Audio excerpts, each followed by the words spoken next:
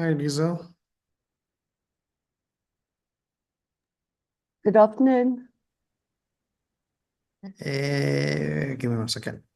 Are you good? I'm good, thank you, Newsama. I'm good. The link in there is causing a bit of confusion. Do you want to ask the person who issued it to please correct the date there? It's actually wrong. It says 29 July. I was Okay. wondering why is everybody phoning me saying the link is wrong? But the date on the link is actually wrong. It says link for sitting of 29. It's the 30th today. Okay. Maureen, are you able to Okay. correct? Hi, Zama. Hi, Liz. Hi, Hi, Marie. Hi, I'm good. How are you, colleagues? I'm good. Do you have Honorable Thank you. Lamine there on the waiting? All right. You know what happened? That link is a recurring link. So when I sent it to the school and Miss Powers, I said it would be useful the coming days.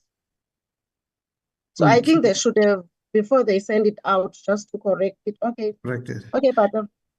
No, it's fine. I think we've already affirmed that we'll use this link.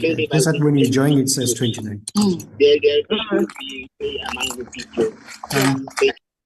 Honorable Lamini, I saw MEC Peters.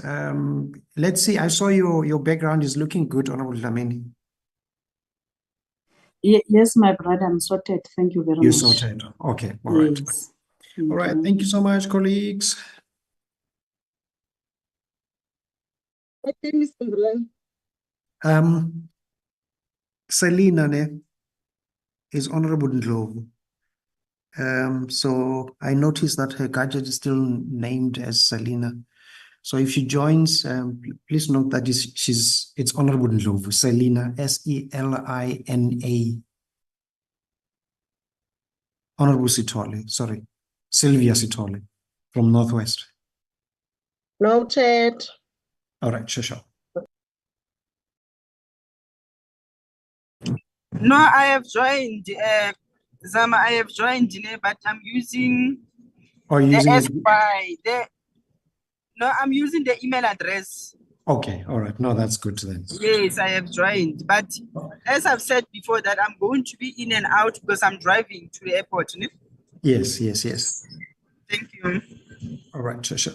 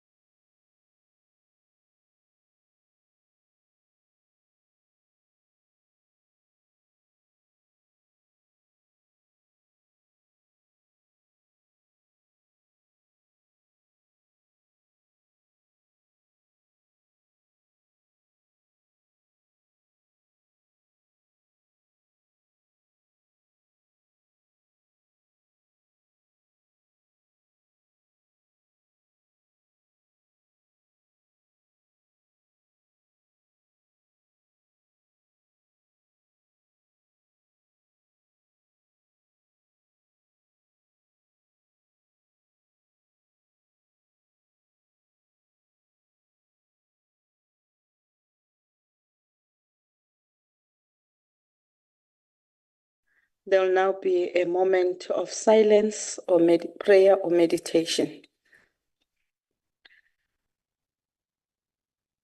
Thank you. Be seated. Recording in progress.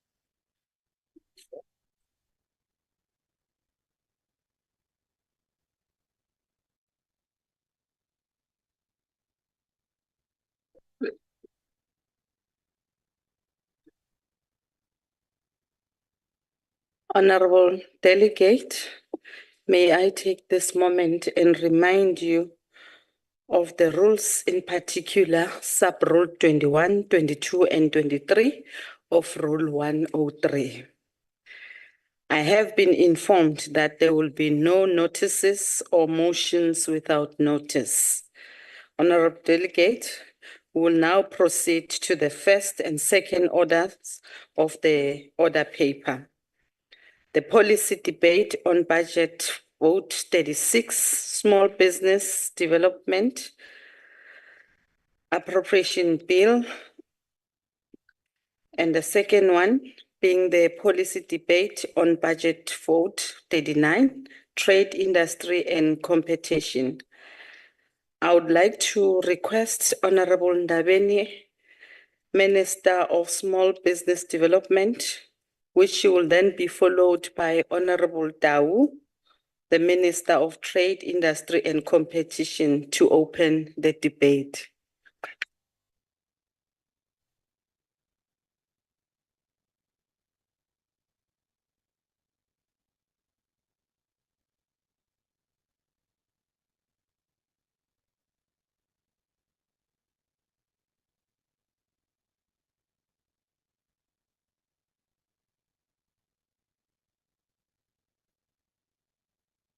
Here we go. Thank you. My apologies for that. 6 seconds. Chairperson of the National Council of Provinces, honorable members, Minister Park Stau, Deputy Minister Jane Sitole, and other deputy ministers present here, the acting directors general of the Department of Trade, Industry and Competition and Small Business Development, chairpersons and acting CEOs of SEDA and CIFA, senior government officials, distinguished guests, ladies and gentlemen. I'm humbled to stand before you to present the budget vote 36 of the Department of Small Business Development. We are gathered here at the end of the month in which we all remember and honor Tata Nelson Mandela, who established the first GNU when there was no pressure to do so, but because of the principles of his organization, the ANC, that believed in democracy. As we find ourselves back in the GNU, and this time, because of the will of the people of South Africa, it is appropriate that we invoke his decisiveness and wisdom to guide us successfully through this 7th administration, which has prioritized inclusive growth through micro, small, and medium enterprises. Honorable members, we are starting this 7th administration on a solid footing. Building from the 6th administration's successes, South Africa has now a clear MSME strategy, the National Integrated Small Enterprise Development Framework, which was completed in 2022 and supported by all the stakeholders in the ecosystem. The 6th Parliament also passed the National Small Enterprise Bill that has just been signed into law by the President. I would especially like to commend the role played by the Portfolio Committee on Small Business Development through the leadership of the late Honorable Violet Siwela. May her beautiful soul rest in peace. And the Select Committee of the NCOP that was led by Honorable Mandla Gai. The National Small Enterprise Act has generated new hope amongst entrepreneurs and stakeholders in the ecosystem, as we all see it as a game changer for small enterprises of our country. We are certain that even in this 7th administration, the honorable members will make their own mark by passing the business licensing bill that will table in the course of this term after approval of the business licensing policy that is awaiting NEDLAC processes that will culminate into cabinet approvals. Honorable Chair, the tide is turning irreversible in favor of small enterprises. The previous legislative framework for MSMEs was outdated and not fit for purpose. The department just turned 10 years in May. The policy that we had did not sufficiently respond to constitutional principles of socio-economic rights and justice. We now have a solid foundation and legal instrument to champion the interests of small enterprises. South Africa lilizwe lomthetho. As empowered by the NSA, we are in a process of establishing the Small Enterprise Development and Finance Agency that is stipulated in the Act. It incorporates the Small Enterprise Finance Agency, which is known as SEFA, the Cooperatives Bank Development Agency, known as the CBDA, into the Small Enterprise Development Agency. Through the Act, we will also establish the Office of the Small Enterprise Ombud Service, whilst we also empowering the minister to declare certain trading practices in relation to MSMEs as unfair trading practices, like long-term exclusive agreements aimed at preventing weaker parties from entering existing markets, unfair compliance requirements practices, or unfair contract terms in retail and commercial leases, amongst others. We've also revised the definition of SMMEs. As you know, that we used to refer to them, amongst others, as part of asset value, and now we've removed that and making sure that we have only 3 categories. Honorable Chairperson, we stand here before you fully cognizant of the central role that provinces and local government play in socio-economic development. We have so much work ahead of us. One of the reasons why the South African economy continues to experience low growth is because we have not unlocked the economic potential of all corners of our beautiful country. Since 1994, the percentage contribution to national output has declined in all provinces except for Gauteng, the Western Cape, and KwaZulu-Natal, in particular Durban. We need to change this and get behind local growth drivers in all provinces. We must drive localization and increase the participation of MSMEs in key value chains.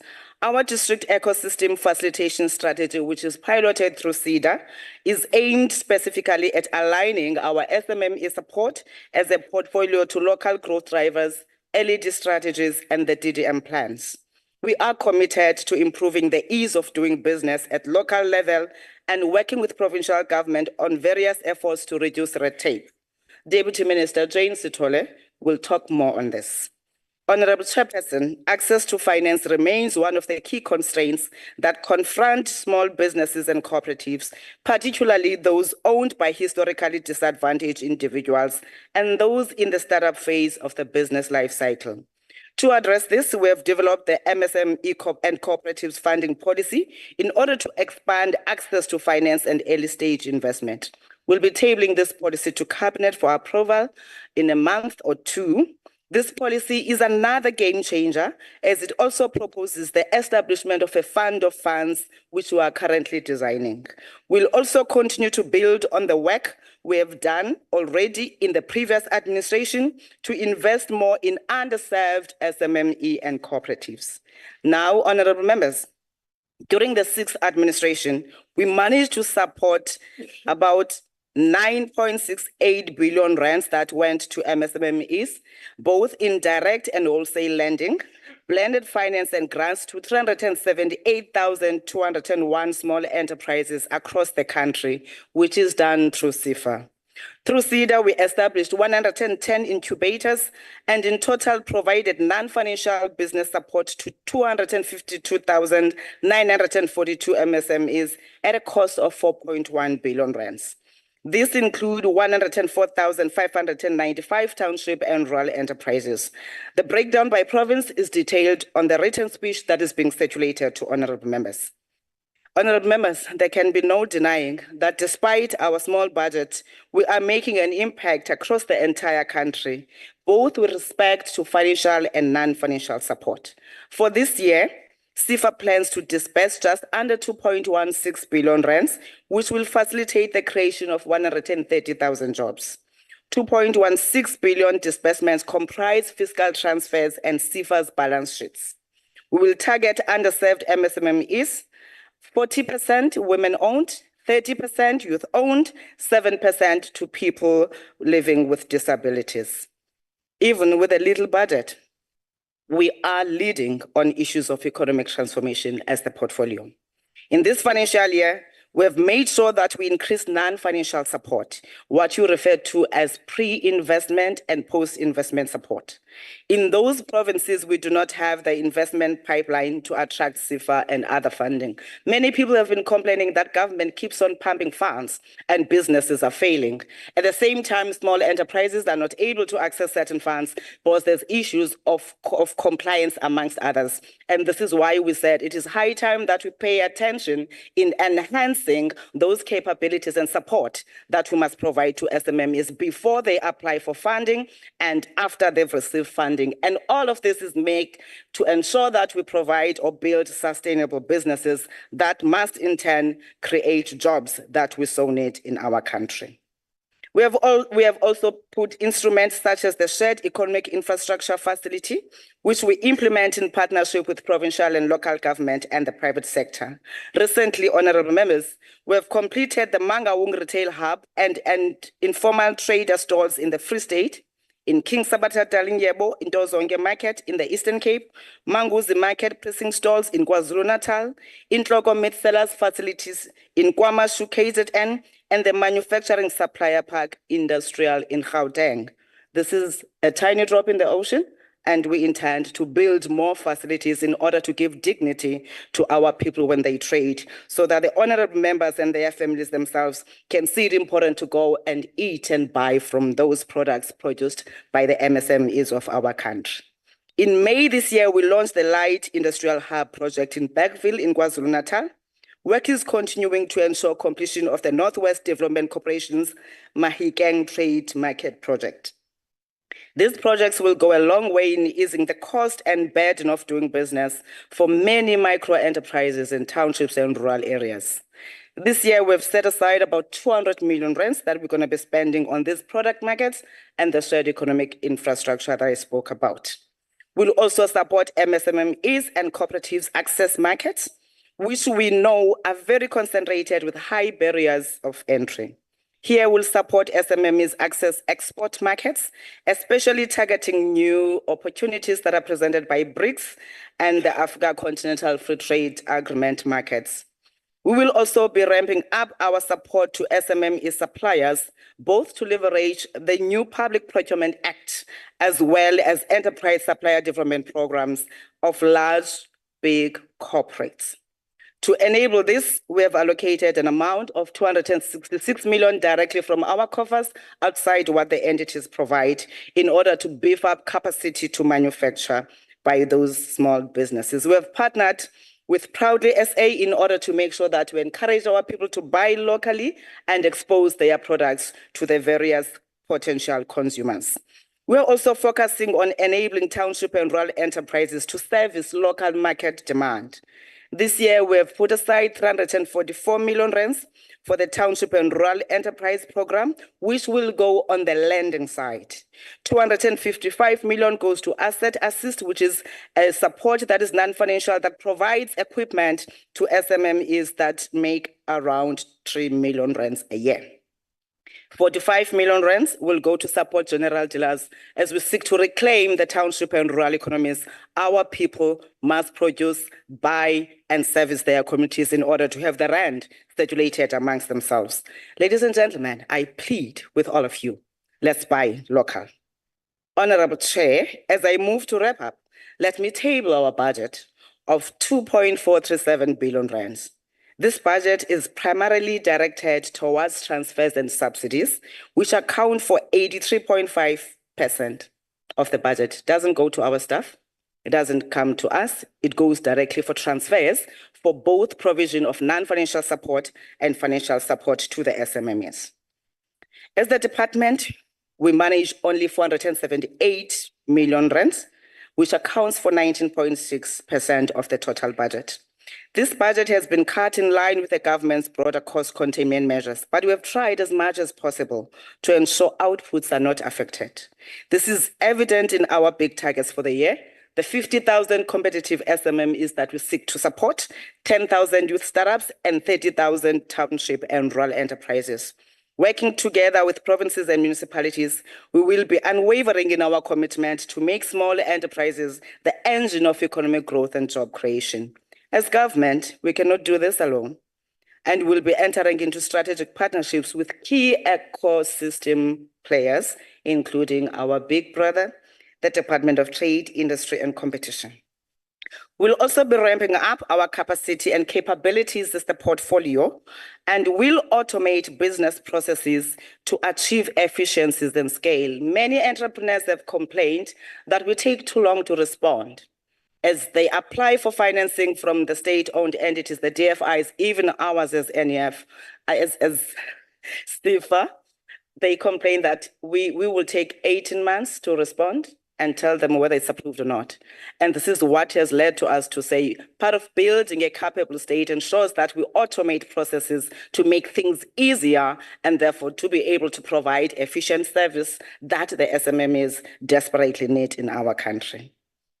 Fellow South Africans, honorable members, we do not have the luxury of time, and we need to act with unity of purpose as the three spheres of government and the broader support ecosystem. There is no time to politic about the challenges that are faced by entrepreneurs. We are all brought here to understand that we need to drive the economic growth for our people. Irrespective of the party ideologies that we hold, it is important that when we gather in this house, we attend to that matters first, creating jobs for our people, transforming our economy, as we have all signed as the parties in the GNU on the statement of intent that 99% of its contents have been adopted by all the parties in the government of national unity.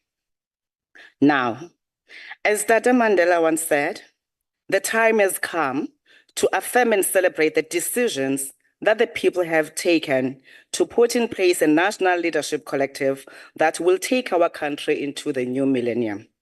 The people have spoken in the true spirit of democracy.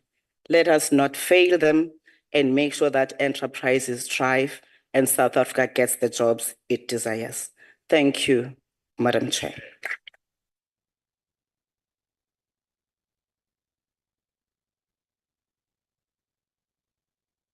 Thank you very much, Honorable Minister. I now call upon Honorable Minister, Trade, Industry and Competition.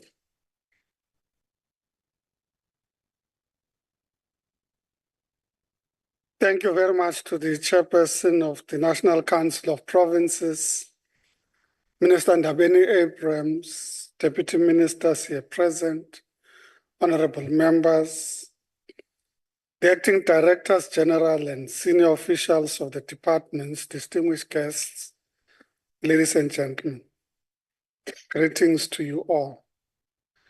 As we begin commemorating and celebrating Women's Month, it is sincerely an honor to be here at the National Council of Provinces. Undoubtedly, this is an important platform to promote, above all, the principles of cooperative governance and intergovernmental relations.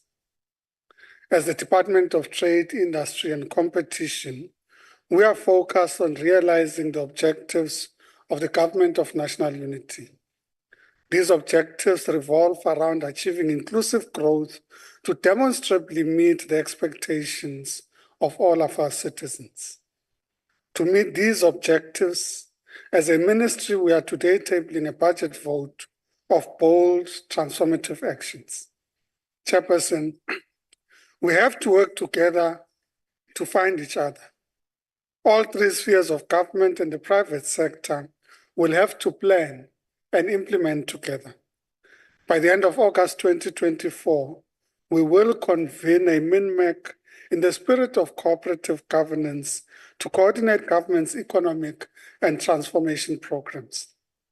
This collective approach provides the new administration an opportunity to strengthen existing programs and interventions aimed at creating investment attraction opportunities for the country. Over the MTEF period, 30.1 billion rand has been allocated to the DTIC family. Our biggest portion of the budget is allocated to the incentives program, receiving 48.7% of the budget.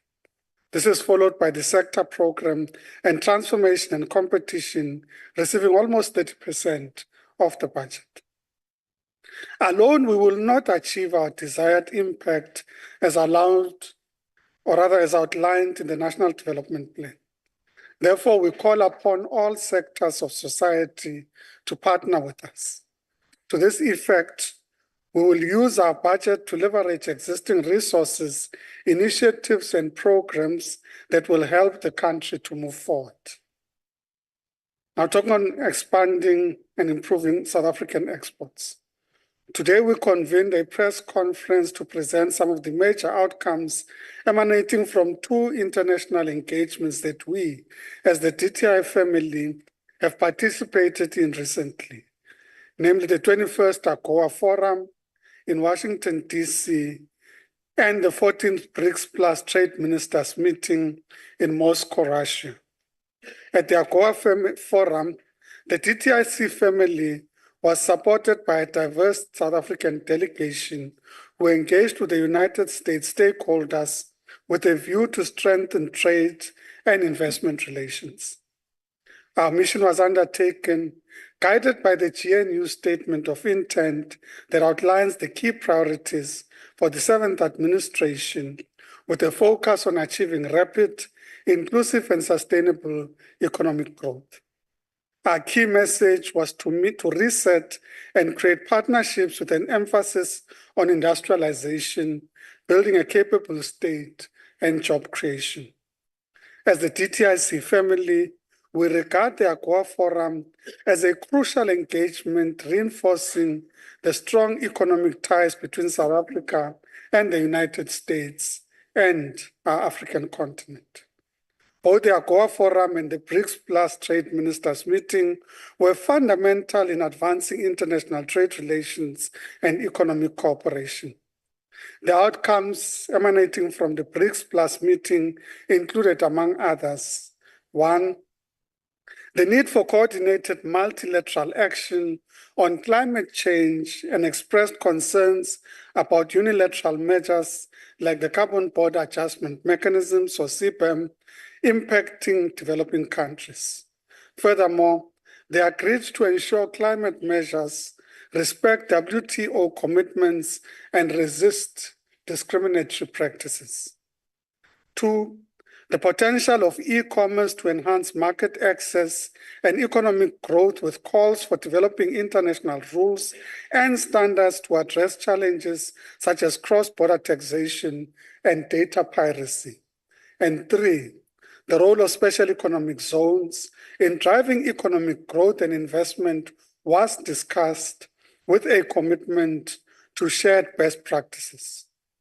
Chairperson, in the spirit of transparency and in the hopes that we further improve the ease of doing business, we welcome the President's ascension to the Companies Amendment Act. This act will achieve the following. 1, first, it aims to improve the ease of doing business by ensuring that our company law is consistent with well-established principles that are not overburdensome on businesses. Secondly, it aims to achieve equity between directors and senior management on the one hand, and shareholders and workers on the other hand, as well as addressing public concerns regarding high levels of inequalities in our society. And thirdly, we are pleased with the signing into law of the Companies Amendment Act, which will go a long way in ensuring adherence to sound corporate governance, accountability and transparency, and that directors carry their duties with integrity and care. Honorable members, we have to work together to find each other. All three spheres of government and the private sector will have to plan and implement together. With regards to spatial equity, to achieve better spatial equity requires the strengthening of our Special Economic Zones program. Fortunately, there are local success stories we can learn from to accelerate the SEZ models in our underserviced areas. As you know, the Kucha Industrial Development Zone is presently home to 63 firms employing approximately 10,000 people with cumulative investments of about 11.5 billion rand. The much celebrated Tshwane Automotive Special Economic Zone, or TASES, suggests that we have found a much better and enhanced SEZ model. One major lesson learned from the TASES is the importance of national, provincial, and local government to have an equitable share and responsibility in the SEZs. This model was tested in TASES and has been proven to really work.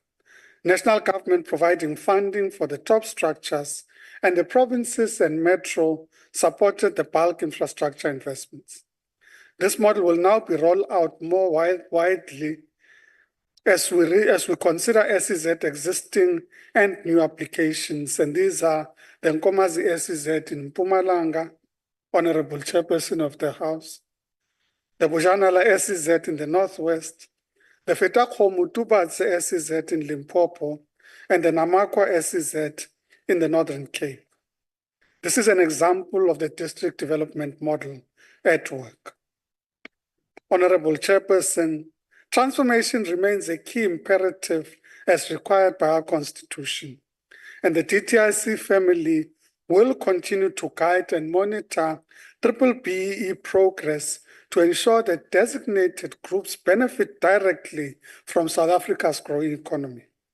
As part of this priority, we will work to explore working with stakeholders to ensure effective implementation, how to more efficiently aggregate enterprise-level spending on BBBEE components such as enterprise and supplier development, skills development, and socio-economic development. Excuse me. South Africa has over 200 industrial parks, which are often located in or adjacent to our townships.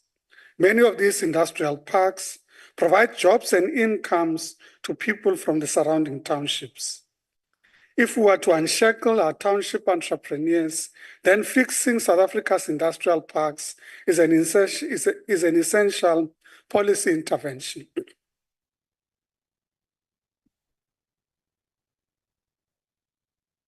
Cheers, thank you. We therefore call upon all three spheres of government to support the revitalization and growth of industrial parks.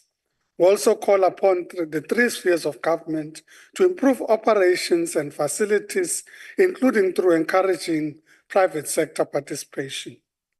At national and provincial level, we know that many departments fund SMME support agencies, incubators, regional offices, outreach centers, and so forth. Some, if not many of these, could be located within professionally run, accessible industrial parks, and thereby improving community access, providing stable income for the industrial park, and potentially lowering the cost of government providing services to citizens and stakeholders. With regards to industrial policy, as indicated during our budget vote speech at the National Assembly, the DTIC Group's smart industrial policy and programs are being implemented through strong coordination across the three spheres of government. Our smart industrial policy and programs are being implemented through partnerships with both state departments or agencies and the private sector and organized labor. 2 weeks ago, at the opening of Parliament debate, we made mention of the Sage Council of Wangari Maathai when she emphasized the balancing of the needs of the economy and the demands of the environment. She's on record as saying, and I quote, "The environment and the economy are really both two sides of the same coin. If you cannot sustain the environment, we cannot sustain ourselves," close quote. The corollary in this context also holds true that if we cannot sustain ourselves, we cannot sustain the environment. This context allows us as South Africans to celebrate the signing of the climate change bill by the President came at an opportune time. Fortunately, as the department, we had already taken significant steps towards identifying opportunities in industrial decarbonization and manufacturing of green products for both local and export markets. The bill makes provision for a role for provinces and municipalities in coordinating our climate change responses, as well as setting emissions targets for manufacturing and related sectors. In this regard, the department has developed a green hydrogen commercialization strategy, which will be implemented. In the next few weeks, as the ministry will be meeting with the provinces and SALGA to map out these further and ensure that we all channel our energies towards building greener and climate resilient South African economy. Honorable Chairperson, we have to work together to find each other. All three spheres of government and the private sector will have to plan and implement together. We have to ensure that industrial opportunities resulting from policy, regulatory, and private sector decisions are maximized to enable manufacturing-led growth. Why the focus, an explicit focus on manufacturing? Quite simply, manufacturing induces or catalyzes growth and jobs in upstream and downstream sectors. These jobs are typically permanent, pay relatively decent wages, and provide workers with sustainable careers. And as you would agree, these jobs offer a sense of dignity to our citizens and our communities. Crucially also, manufacturing is not dependent on mineral resource endowments or the perfect climate for agriculture. The manufacturing sector is generally able to operate in any environment that has basic municipal economic infrastructure. That is why, as we pursue inclusive growth, the manufacturing sector will be prioritized to bring growth to our underdeveloped provinces, rural areas, and township spaces. We have seen the impact of the migration of our people to urban and metro areas primarily because we have not been able to create sufficient jobs closer to where people live. Honorable members, one of the most significant threats to the economy and job creation that undermines our industrial efforts is the illicit economy. Some importers underdeclare the value of their goods and make false declarations of the goods they are trading in. Others misuse certain rebates created to support local manufacturing by allowing duty-free importation of certain inputs to support local value-adding manufacturing. This makes it difficult for many local manufacturers to compete with such low-priced or illegal imports, resulting in adverse impact on the creation and retention of jobs and sustaining livelihoods. It is against this backdrop that we have formed the interagency working group comprising the DTIC, ITEC, National Treasury, and SARS to combat this illicit economy, with an immediate focus on illicit trade in scrap metal, gold, and clothing, textile, footwear, and leather products. Honorable Chairperson, our focus on stabilizing the administration. We are currently reviewing the organizational structure to ensure that it is aligned and optimized to support the department's mandate and prioritize programs. It is envisaged that the proposed structure will promote a value chain approach to integrate the work of the department and its agencies, and thereby eliminate silos, duplication, and inefficiencies. We have prioritized the filling of key leadership positions in the department and our agencies to strengthen the department's capacity to execute on its mandate. Honorable Chairperson and members of the House, as I conclude, I would like to remind us that the electorate expects political parties of the GNU to work together constructively to the benefit of all South Africans. I wish to thank the Select Committee on Small Business, Trade, Industry and Competition on their contribution during our engagements on the 2024-2025 Annual Performance Plan briefing. I hereby table vote 39. Thank you very much.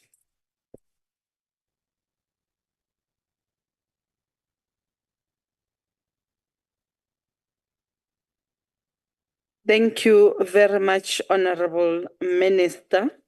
I now invite Honorable Boshoff.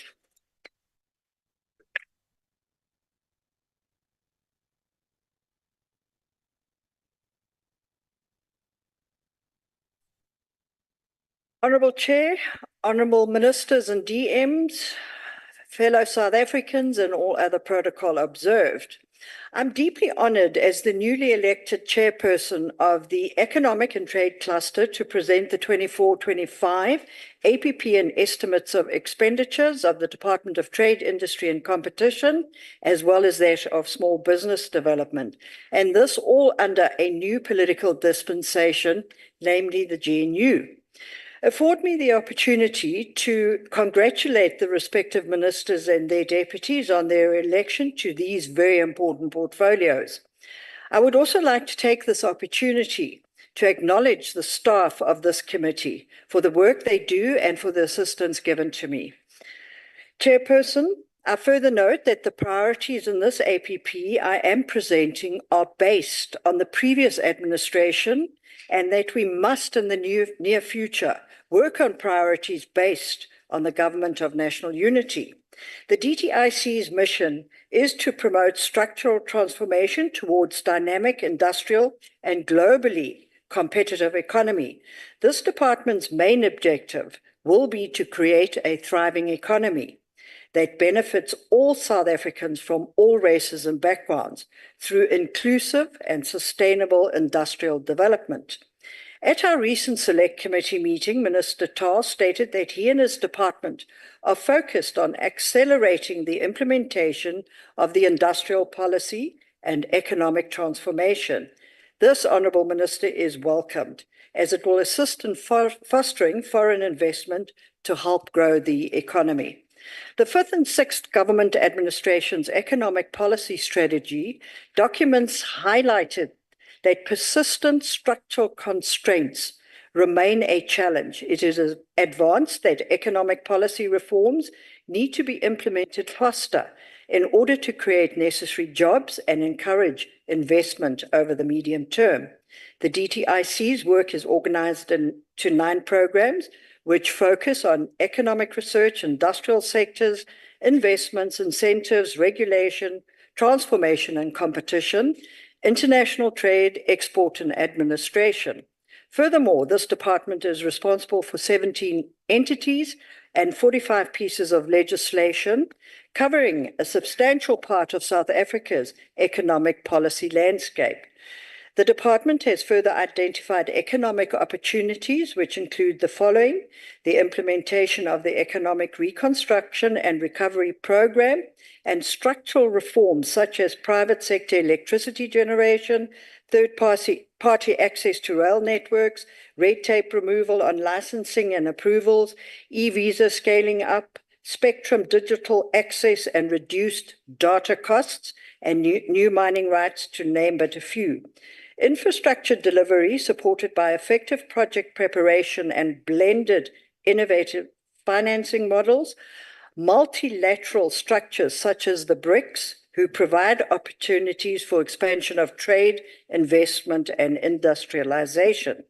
The African Continental Free Trade Area outcomes for industrialization and infrastructure development, the beneficiation of strategic minerals, SMME development, spatial economic development using SEZs and IDZs as key drivers, automotive investment, production, exports, electric vehicles, value chain.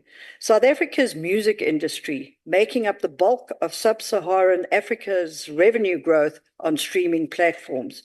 In the past year, honourable members, I can report that the DTIC has made significant strides in areas such as investment promotion, SMME support and trade facilitation.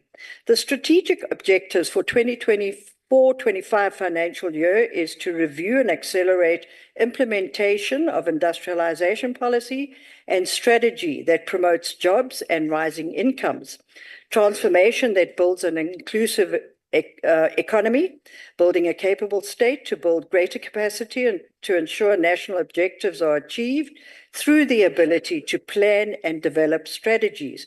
Creating stability across the DTIC family, solve systemic and alignment across the state, and filling of strategic vacancies.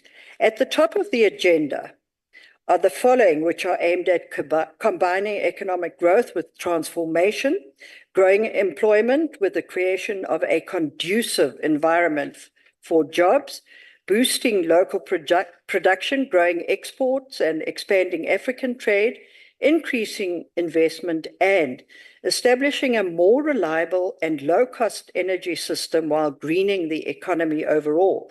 Keeping in mind the priorities from the GNU's Statement of Intent and the President's Open Speech on 18 July 2024, which will further shape the strategic plans and annual performance plans towards advancing transformation, industrialization, and job creation. This department will focus on the following 5 areas: industrial policy action plan, trade policy and strategy framework, investment in climate change and promotion thereof, competitiveness and innovation, regional and international trade relation. The annual performance plan highlights will focus on special economic zones, export development programs, and SMME support programs. Honourable Chair, the budget for 2024-25 has been strategically allocated to ensure maximum impact across all key areas. In the fiscal year 24-25, the department's financial allocation is set at 9.6 billion, down from 10.709 billion the previous year. This 10.36% reduction calls for a careful reassessment of the department's budgetary priorities and resource management strategies. Honourable members, it is clear that the implications of the budget reductions will have serious impact on the performance of this department and will bring along its own challenges, but will ensure that mitigation strategies are put in place. Furthermore, fellow members, the DTI is committed to driving South Africa's economic growth through targeted and effective initiatives.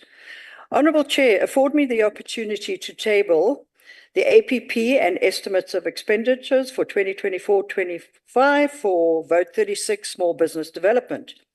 The National Development Plan aspires for a more inclusive economic system, one where millions of excluded people can find jobs or space to start new firms.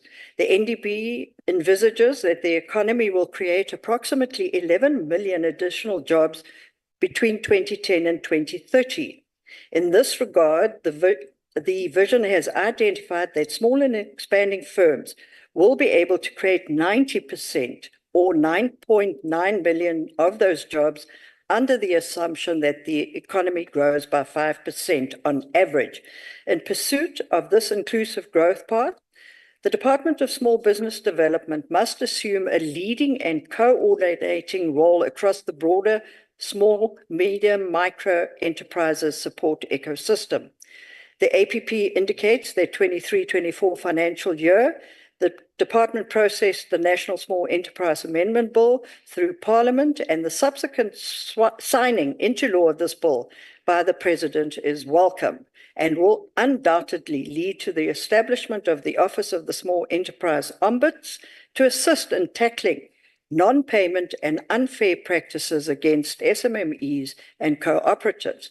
The APP also reports that in the previous financial year, the department developed the business licensing policy, and in the current year, a business licensing amendment bill will be introduced to Parliament with the intention to repeal the outdated Business Act 71 of 1991. This will, among other issues, deal with the mushrooming of illegal, which includes domestic and foreign and unregistered businesses across all municipal jurisdictions in the country. In 2022-23, the department initiated the National Integrated Small Enterprise Development Strategic Framework, which was announced as a third iteration of small enterprise development strategy. The implementation framework of the NISED is mirrored in the annual performance plan of 2024. And the Minister of DSBD has outlined 5 broad aspects of this operational plan in the APP to include the red tape reduction program, which will be rolled out at municipal level, and for the 2024-25 support will be extended to 30 municipalities, increasing the participation of SMMEs and cooperatives in key markets and value chains to inter alia, provide entrepreneurship and business development support. The department also aims to implement the recently developed national entrepreneurship strategy and strengthen the performance of its 110 incubators. The operational plan will also continue to roll out business infrastructure, realigning its shared economic infrastructure facility program with a product market program implemented by the Small Enterprise Development Agency. It will also provide better access to finance for startups. The recently developed SMME and cooperative funding policy will address how the sector can move forward in establishing a fund of funds in the 2024-25 financial year. It will continue to develop the internal capacity and capabilities. The Minister also reported to the Select Committee during the recent briefing on the budget vote that 25% vacancy rate in the department is being addressed, and as such, 40% of those positions are currently under recruitment.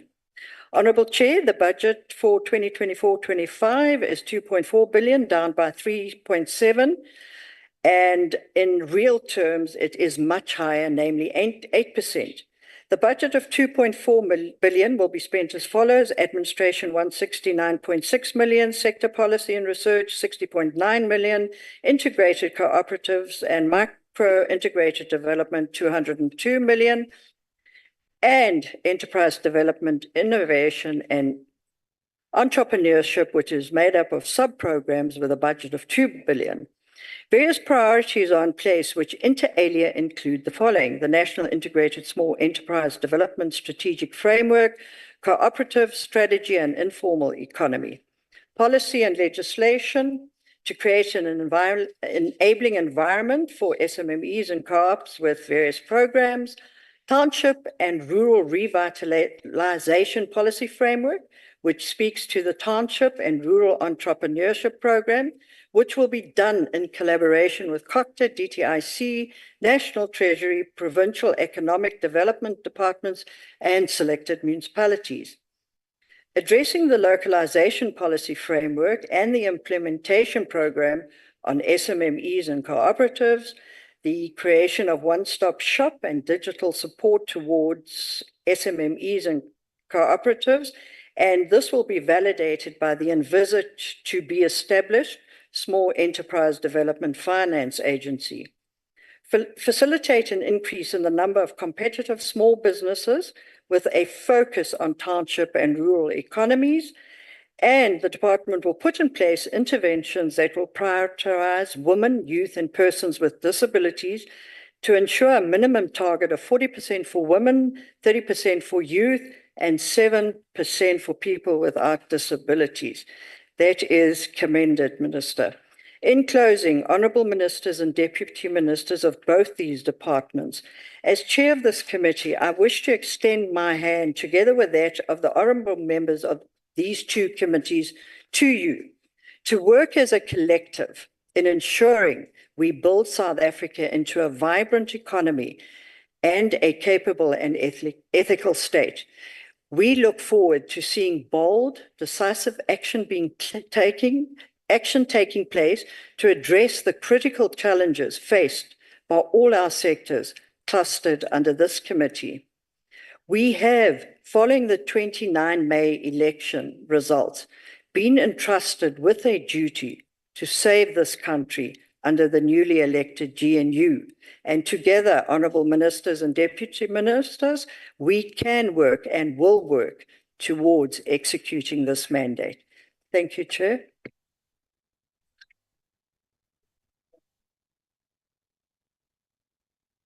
Thank you, Honorable Boshoff. It's now my pleasure to greet all the ministers that are here, deputy ministers, chairpersons of committees, as well as our guests who are in the house, as well as those in the gallery. It's now my pleasure to call upon the Honorable M. Dlamini. Honorable Dlamini, you have 12 minutes. Thank you, Deputy Chairperson. Good afternoon to you, Honorable Chair and your Office of Chairs, Honorable Chief Whip and your Office of Whippery, Honorable Minister Stella Ndabeni-Abrahams, Honorable Minister Pax Tau and your deputies, distinguished guests, and honorable members in the House. As the ANC Chair, we would like to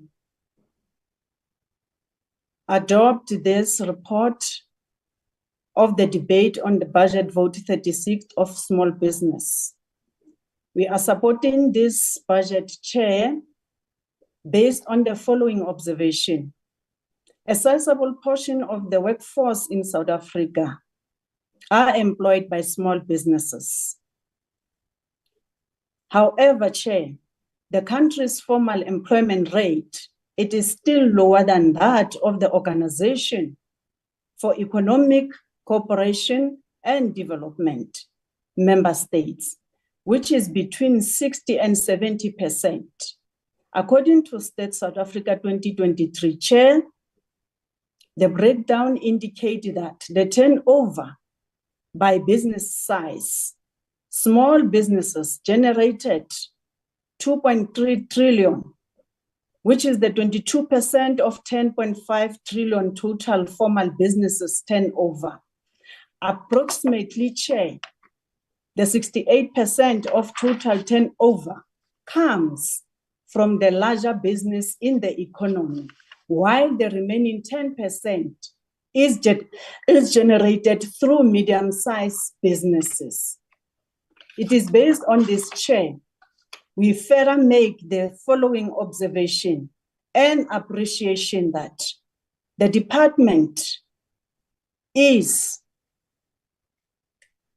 committed to do the following, that the department's medium-term goals, Chair, will center on expanding access to both financial and non-financial assistance to the township and rural businesses, cooperatives, startups, small and medium-sized enterprises, or small and medium-sized businesses, which is your SMMEs, across 9 provinces of the South African country.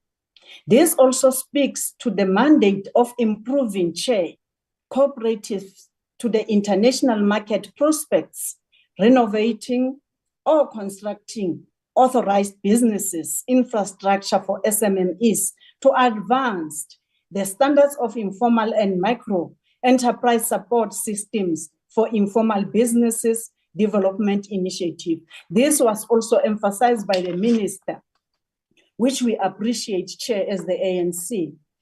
This clearly, Chairperson, shows that the department is essential to the economy and will continue to drive the South African growth.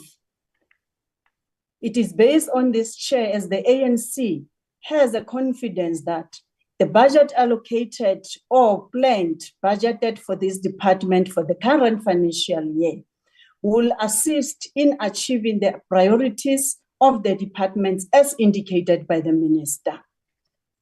In order to generate high performance entrepreneurs, Chair, we'd like to support the department in incubation and digital hub support program that is dedicated to create an ecosystem of improved sector-focused support service centers, which is one of the core priorities of the department.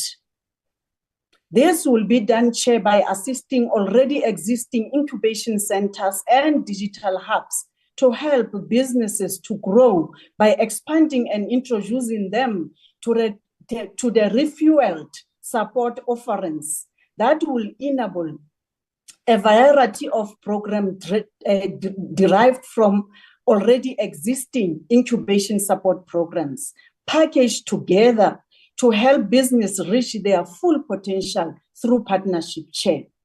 The department wants to assist 30,000 young entrepreneurs in the next 3 years to provide a platform for the next generation of job creators to participate in the economic transformation. Chair, we would like to appeal to the department that as and when they are going to execute this important initiative, they give us as the House the breakdown of these 30,000 young entrepreneurs, Chair, so that we are able, when we play our oversight role, to assist also the department in making follow-ups and give them the necessary support they need, Chair.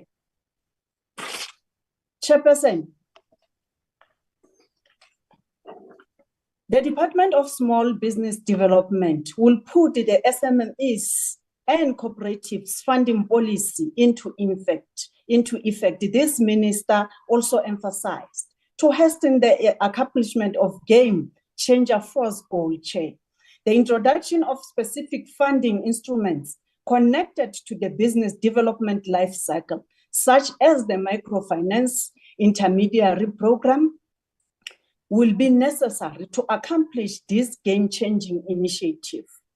The DSBD, Chair, will focus on implementing the recommendations of the World Bank diagnostic review pertaining to cooler credit guarantee to address identified shortcomings with a view to do the following: 1, make the guarantee more responsive; 2, raise more capital; 3, remove access to finance barriers in the form of collateral requirements; and 4, make SMMEs lending more attractive by mitigating the credit risk through KCG, Chair. We welcome this initiative, Chair, because that will also speak to what the minister emphasized earlier on in terms of the focus being to the businesses that are run by women, young people, and people with disability.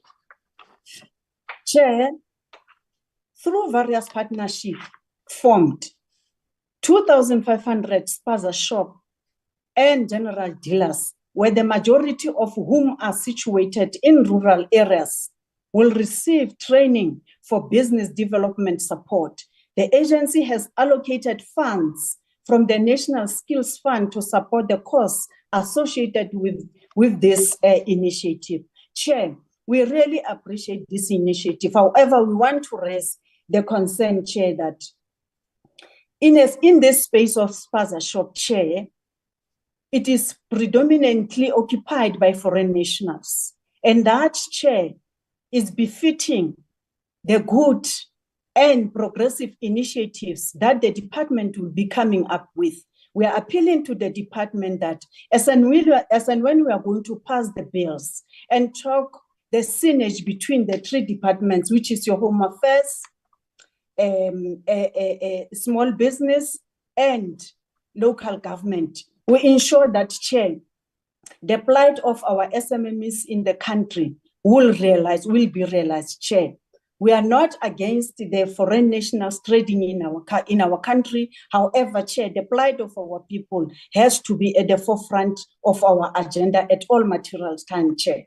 Chair, the growth of small businesses in a variety of industries, including apparel, footwear, food processing, and many more, will help to lower unemployment in the communities where they are located. The expansion and success of small business contribute to the economy's resilience, because in the event of a cyclical downturn, employment is retained and even grows in small businesses, while unemployment rises in larger corporations. We are in favor of this budget vote because it will enable the President's directive to be practically carried out through departmental programs. The ANC is optimistic, Chair, that this fiscal year we will see continued growth and improvement in the small business sector. Hence, Chairperson, we are saying, Chairperson, we will support the department throughout to ensure that their initiatives, their APPs, their budget, Chair, realized what they have presented in this August House, Chair. In conclusion, Chair, I would like, Chair, to indicate to our people that the African National Congress, Chair, it is still the ANC that they know. The ANC has never changed its character. The ANC only, what it does is to respond to the material condition on the ground, as will be dictated, Chair, by the current epoch. So, Chairperson, the ANC has not made any mistake or faltered in entering into a GNU arrangement. This is a response that ANC over the years of its existence has been prepared itself to face across the way, Chair. Chairperson, Hontate Pakistan, Letuna Laka le Khabane, Mestela, Letuna Laka le Khabane. Ke le lakaletsa mahlono lo bembaka mosebetsing o thata o le fuweng ke setjhaba ka bonyane bo le bofupareng etsang diphetoho setjhabeng sa rona.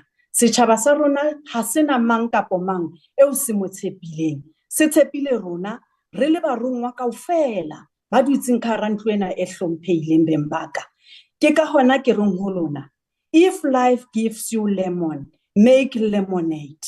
That is the positive attitude that will carry you through, Chair, ministers, through your journey of ensuring that the lives of our people should do change. Chairperson, in closing, ke rata hore ke quote sena. This is one of the principles of the African philosophy that I admire so much, Ubuntu.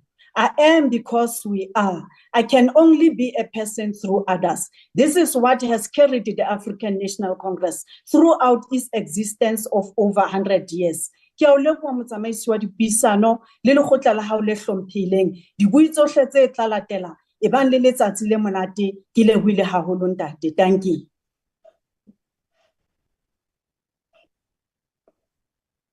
Thank you, Honorable Lamini. My next speaker to the podium will be the Honorable Khrihoho, and you have 9 minutes.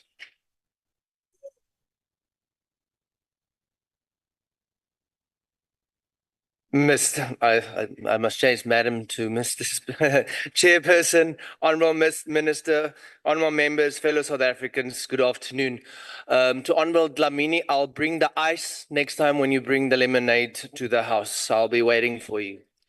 The commitment by the Honourable President in his opening of Parliament's address speech on the 18th of August to increase the support for the Industrial Master Plan and the Industrial Master Plan and Industrial Export and Trade Program are key to growing the economy and creating decent, sustainable jobs and value chains. Furthermore, the President stated that the Government of National Unity will pursue a smart industrial policy that focuses on the competitiveness of our economy, which incentivizes business to expand our exports and create jobs. This was reiterated by the Minister Tau when his department tabled the annual performance plan. However, we need to re-evaluate all existing master plans and trade programs to align with a completely new approach in building a capable and ethical state with our economic transformation, not only on a macro level, but it filters down to rural South Africa. Unfortunately, honourable members, the current industrial policies has seen manufacturing contributing to the GDP crash from 24% to 13% in 20 years. Stagnant growth has also seen unemployment at record highs, with more than 62% people between the ages of 15 and 24 without a job. The Department of Trade and Industry and Competition's approach and forward-thinking, together with decisive action in addressing the critical state of our trade, industry and competition sectors, is much needed, as the streamlining of industrial and trade policies and the reduction of the bureaucratic hurdles will unlock much needed investment. The economic cluster must drive this with vigor to ensure that all levels of our economy is unlocked and create real jobs. South Africa is one of the biggest economies in Africa. However, the distribution of resources, jobs, and opportunities are concentrated in three main provinces: Gauteng, namely Johannesburg, Western Cape, Cape Town, and KwaZulu-Natal, Durban. Therefore, particular attention on government priorities that seek to reset the economy and accelerate employment creation needs decisive and urgent attention. For example, in the Free State, the N1, N3, N5, N6, and other provincial roads go through the province to get to other provinces. Therefore, there's ample of opportunities to create industries in rural provinces like the Free State to boost local economies and lower the cost of production. Boosting domestic and foreign investment is critical. And therefore, programs that support and promote industrial financing development, including programs that support the growth and expansion of SMMEs and cooperatives, must be placed at the top of the agenda.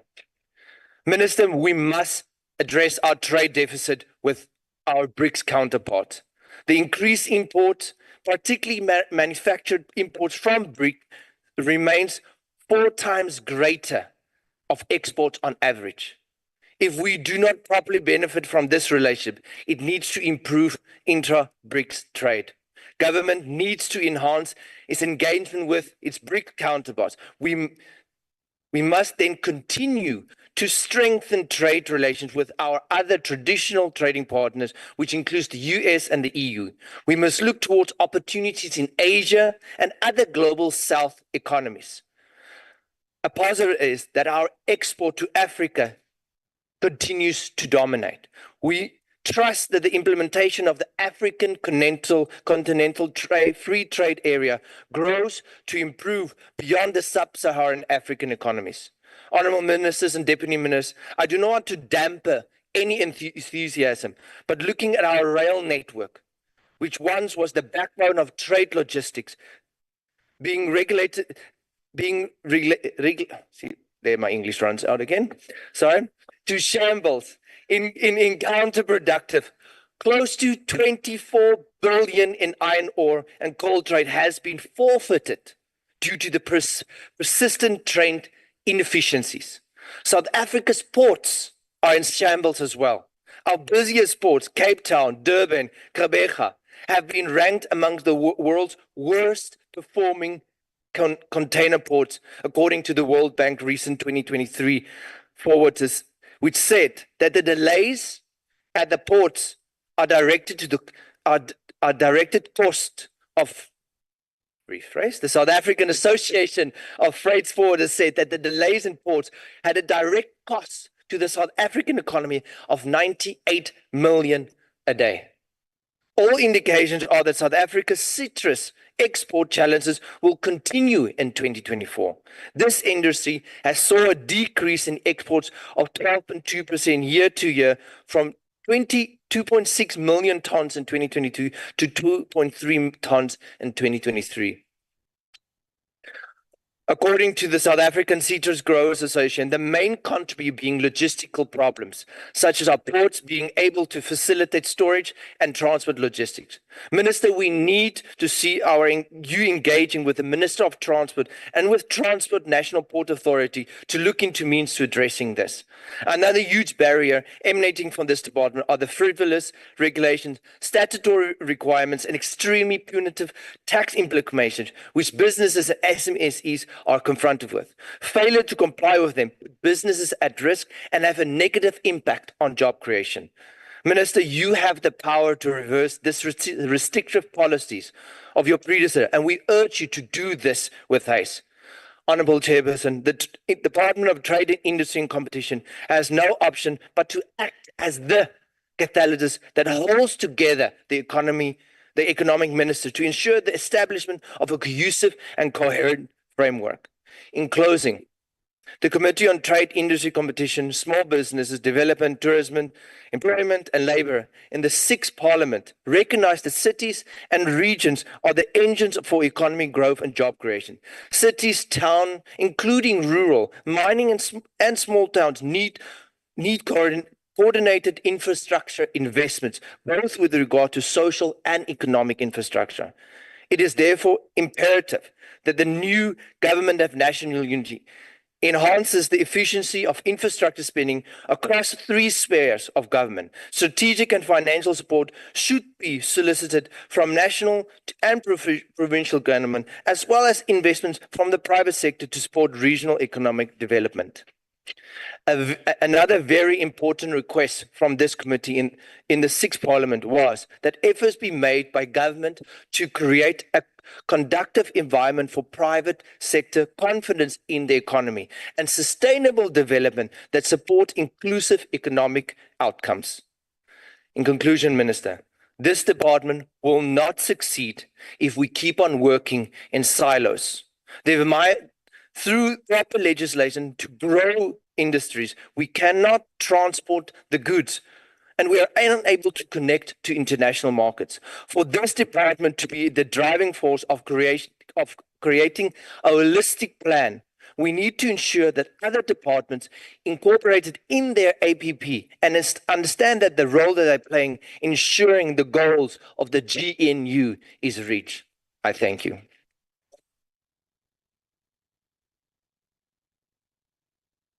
Thank you very much, Honourable Member.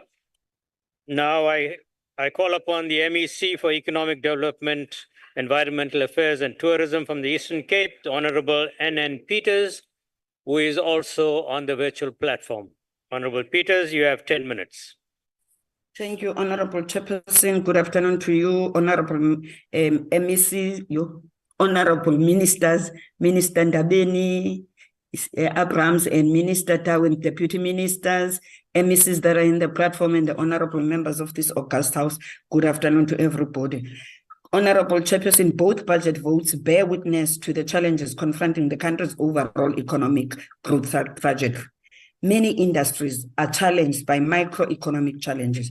Additionally to that, trends in cross-border investment show that where there is growth, this is mainly driven by investment in internationally tradable services, and investment in manufacturing continues to lag behind.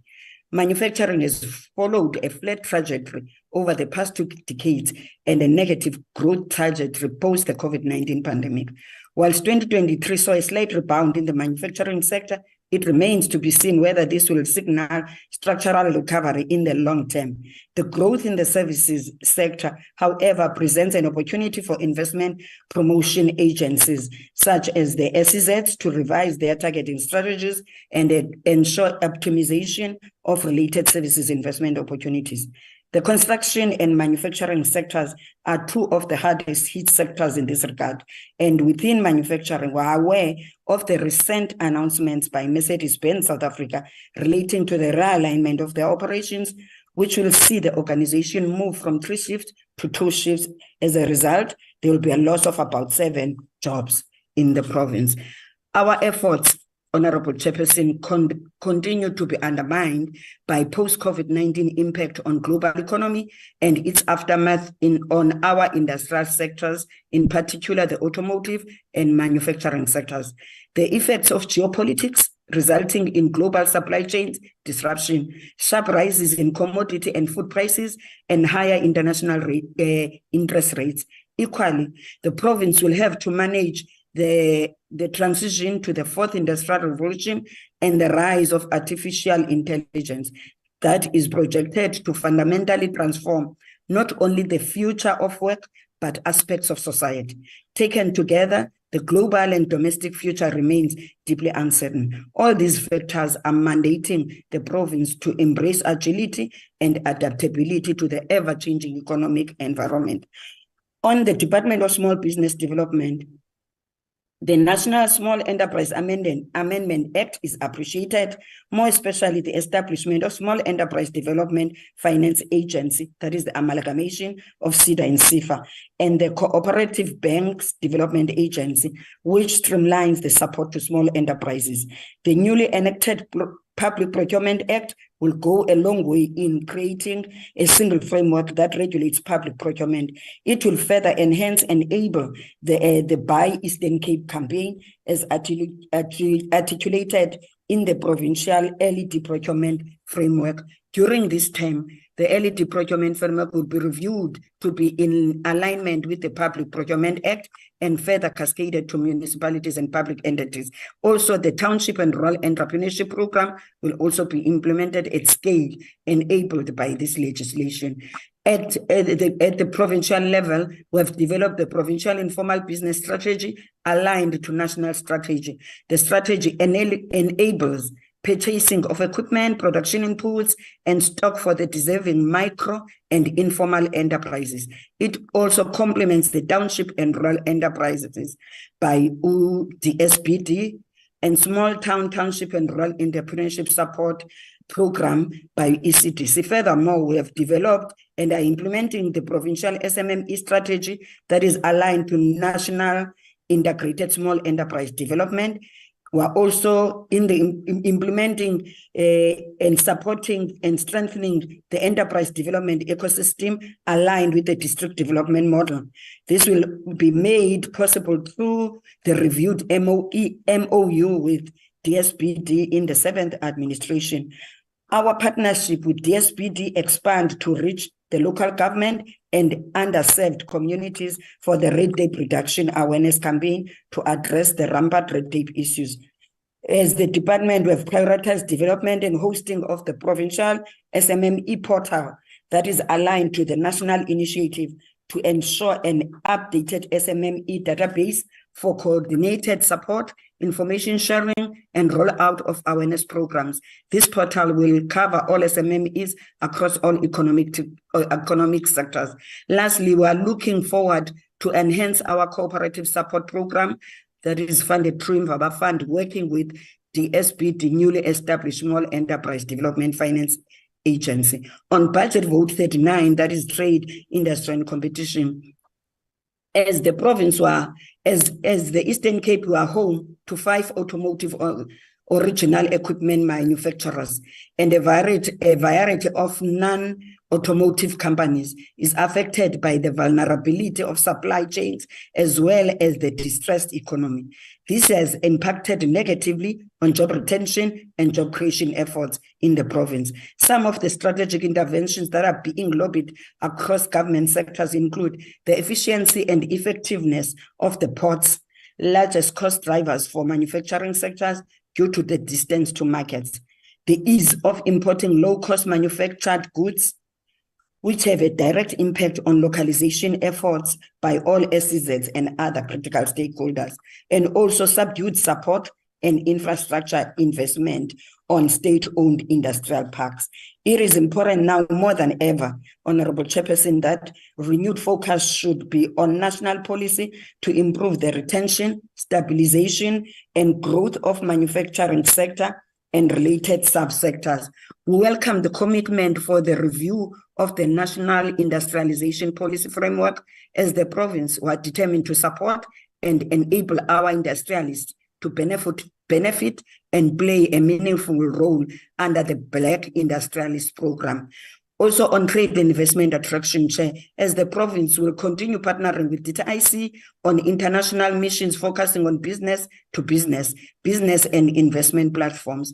Critical for this term is our focus on trading with the continent, strengthening implementation of the agreements and leveraging of opportunities created through Africa missions anchored on the Africa Continental Free Trade Agreement.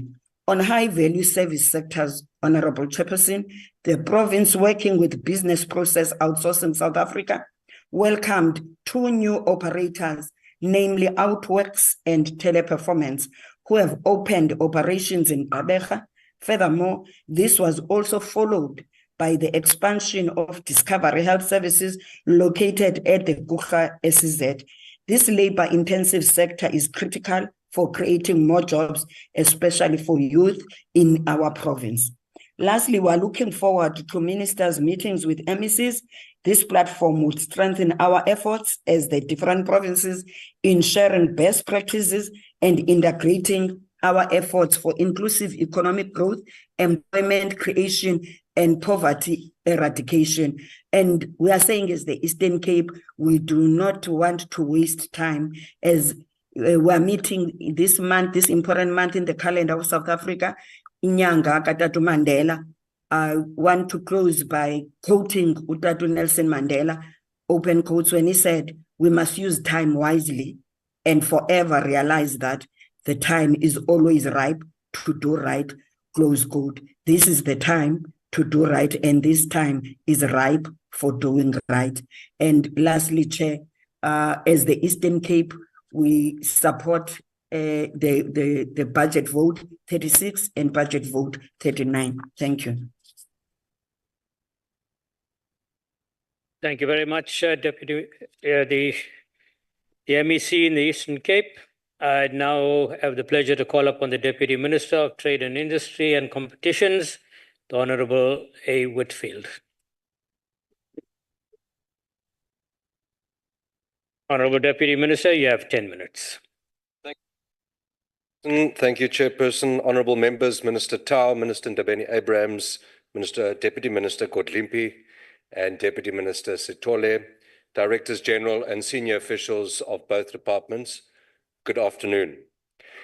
As South Africa heralds a new and exciting era in her young democracy with the historic establishment of a government of national unity, the Department of Trade, Industry and Competition has a critical role in gearing for economic success and job creation by working hand in glove with provinces to facilitate trade and investment by creating an enabling environment for growth. In the wake of stagnant economic growth, high unemployment, and the increased cost of living, our people have sent us a clear message, and we dare not ignore them. They are hungry for economic opportunities, they are hungry for jobs, and they are hungry for a government that creates a conducive environment in which businesses can flourish and people can prosper. The GNU is committed to placing inclusive growth and job creation at the center of government's agenda. The National Development Plan will remain a core guiding policy framework in our pursuit of growth and jobs. In addition, the United Nations Sustainable Development Goals, aligned to the NDP, will help to guide our new government, specifically Goal 8, which is to promote sustained, inclusive and sustainable economic growth, full and productive employment, and decent work for all. And Goal 9, which is to build resilient infrastructure, promote inclusive and sustainable industrialization, and foster innovation. As Minister Parks-Tau has already alluded to, industrial policy is placed as a central theme of the 7th administration. Improving the effectiveness of this industrial policy will be key to this administration's success, and we need to focus our interventions on those which grow exports while targeting activities such as investment infrastructure and innovation. However, as alluded to by Honorable Skirkochel, this is not the job of the DTIC alone.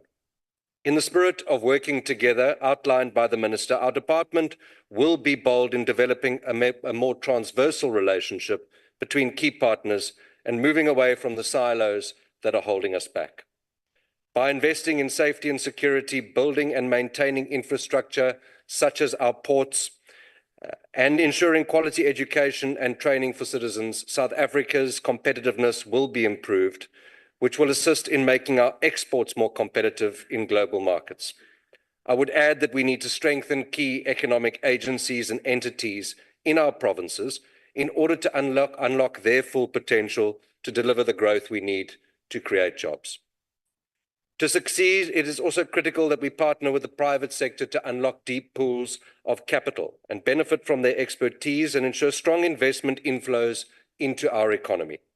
To do this, we will focus on creating an enabling policy environment by identifying and extracting efficiencies within our existing processes while advocating for other departments to play their role in collaborating to create this enabling environment. The DTIC remains committed to open and transparent engagement with the private sector that builds trust and fosters investment and growth. Ultimately, ensuring that effective industrial policy remains consistent over time will create a predictable business environment and certainty that encourages the private sector to increase its investment in the South African economy, in turn leading to real and sustainable job creation. Chairperson, one of the department's key focus areas will be a renewed export drive to lower the risk of slow domestic growth, while also identifying high growth opportunities. Bolstering our international competitiveness and expanding export markets is key to South Africa's economic recovery and growth trajectory. South Africa's exports in May this year totaled over 178 billion rand. In addition, we recorded a trade surplus of over 20 billion rand, significantly higher than forecasts, and this commendable effort highlights that with dedicated and pragmatic focus, the important contribution which exports can make to our fiscus. South Africa must create an export-oriented economy, and this can be realized with a dedicated focus on implementing measures to boost the competitiveness of our local industries in global markets, streamlining export processes, lowering trade barriers, and offering financial and technical assistance to exporters while cultivating beneficial trade alliances with other nations. In this regard, I joined the Minister in Washington last week for the AGOA Forum, where we stressed the importance of early renewal and strengthening AGOA to secure greater impact, but also highlighting the benefits of aligning the efforts of AGOA together with the African Continental Free Trade Area to extract greater benefit from our regional value chains. The South African delegation of business, labor, and government were positively received, with particular excitement around the government of national unity and our democracy's resilience under pressure. The response to our visit bodes well for our relationship with the United States as a key trading partner, and we are committed to strengthening that relationship. One anecdote from this trip is relevant to this House was a conversation I had with a senior staff member from the United States Trade Representative's Office who highlighted one of the great AGOA success stories from the Eastern Cape, which is a company called Dynamic Commodities based in the Kucha IDZ, which employs around 2,000 people, which received funding from the IDC in the 90s and benefited from access to the United States market through AGOA. And this conversation highlighted for me the importance of understanding that while at a national level we are dealing with trade and investment at one level, that trade and those investments land in our provinces, and that is where this House is so critically important to the conversation around economic growth, trade, and investment. But it also highlighted the vast potential of agro-processing in a province like the Eastern Cape, and I'm sure that the previous speaker would support me when I said that the Eastern Cape and many other provinces have untapped potential. That untapped potential requires stronger intergovernmental collaboration, and I'm sure this House would welcome the Minister's commitment to collaborating with MECs in the provinces to unlock further growth opportunities. Honourable members, ultimately, it is essential that South Africa's economic growth is grounded in manufacturing-led growth. Manufacturing is indeed less volatile and less vulnerable to economic downturns and will create real, sustainable, and decent-paying jobs for our people. We will support local industries by building a supportive and competitive ecosystem to drive manufacturing growth. Ultimately, a dedicated focus on manufacturing growth will also lead to export growth. Key to this will be identifying intermediate goods that could make our manufacturers more competitive, as well as identifying the products we produce competitively and the markets that consume those products in large and/or growing volumes. As I conclude, I would like to commit to working hand in glove with the NCOP and all provinces in pursuit of inclusive economic growth and job creation. Nobody can do this alone, and we certainly cannot continue to do it in silos.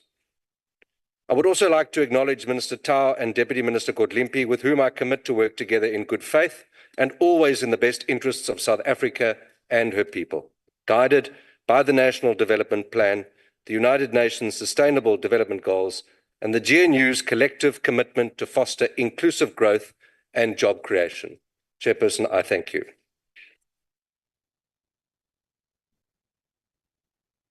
Thank you very much, Deputy Minister. I now have the pleasure to call upon the MEC for Economic Development, Tourism and Environmental Affairs from KwaZulu-Natal, the Honorable K.M. Zondi Nondaba. You have 10 minutes. Honorable Deputy Chairperson, Honorable Ministers Ndabeni, Abrams, and Tau, Deputy Ministers present, esteemed members of the NCOP, it is a pleasure for us to participate in this important debate. This debate comes roughly 2 weeks after the President made an address to the National Assembly highlighting the call for cooperation leading to the formation of a government of national unity. The President outlined 3 strategic priorities, namely driving inclusive growth and job creation, reducing poverty and the high cost of living, and building a capable, ethical, and developmental state as the focus areas for the next 5 years. Today, I'm honored to present the KwaZulu-Natal Department of Economic Development. Honorable Zondi, we have a point of order. Chairperson, I do apologize to interrupt the speaker, but I think we'd be doing an injustice not to and get an assistance for the Honorable Zondi to be assisted with the video there, so that you can clearly see him. I think it would be correct for us to try and get some assistance for him. Thank you, Honorable Billy. I was going to intervene there. Honorable Nondaba, your video is very bad. We can hardly see you clearly. See if something can be done to assist. Otherwise, you may continue with your video off. It's fine. We understand. Thank you. Is it fine? Is it fine now, sir? Yes, you may continue, Honorable Zondi.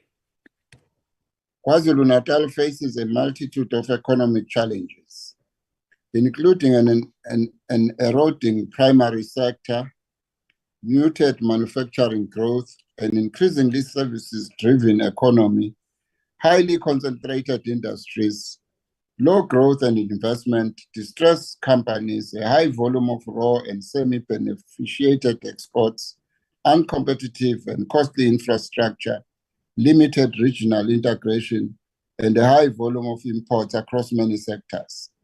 These challenges hinder the province's potential for robust growth and sustainable development.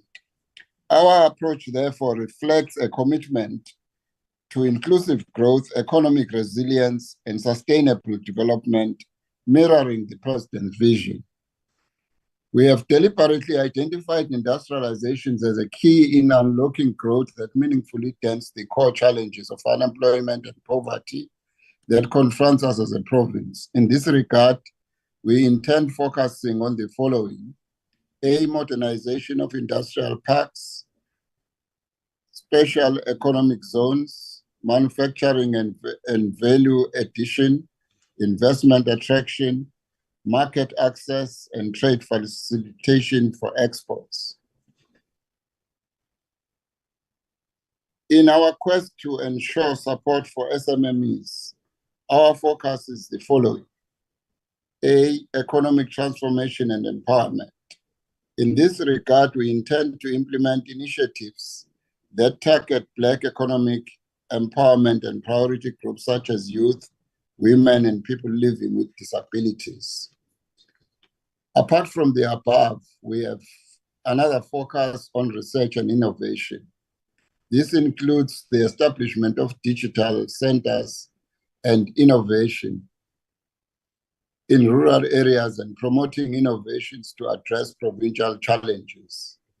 We also want to focus on research and regulation, and in this regard, we aim at conducting research in priority sectors and enhancing business regulations, including informal economy management and consumer protection. In conclusion, our 2024-25 budget reflects our commitment to the President's strategic priorities, It represents a holistic approach to driving inclusive growth, reducing poverty, and building a capable state by investing in key areas such as industrializations, SMMEs, tourism, and environmental sustainability. In this regard, we are laying the foundation for a prosperous and equitable future for all citizens of KwaZulu-Natal and for the whole of South Africa. I thank you for listening to me, honorable colleagues. Thank you very much, Honorable MEC. I now call upon the Honorable S.M. Nkwena. Honorable Nkwena, you have 9 minutes.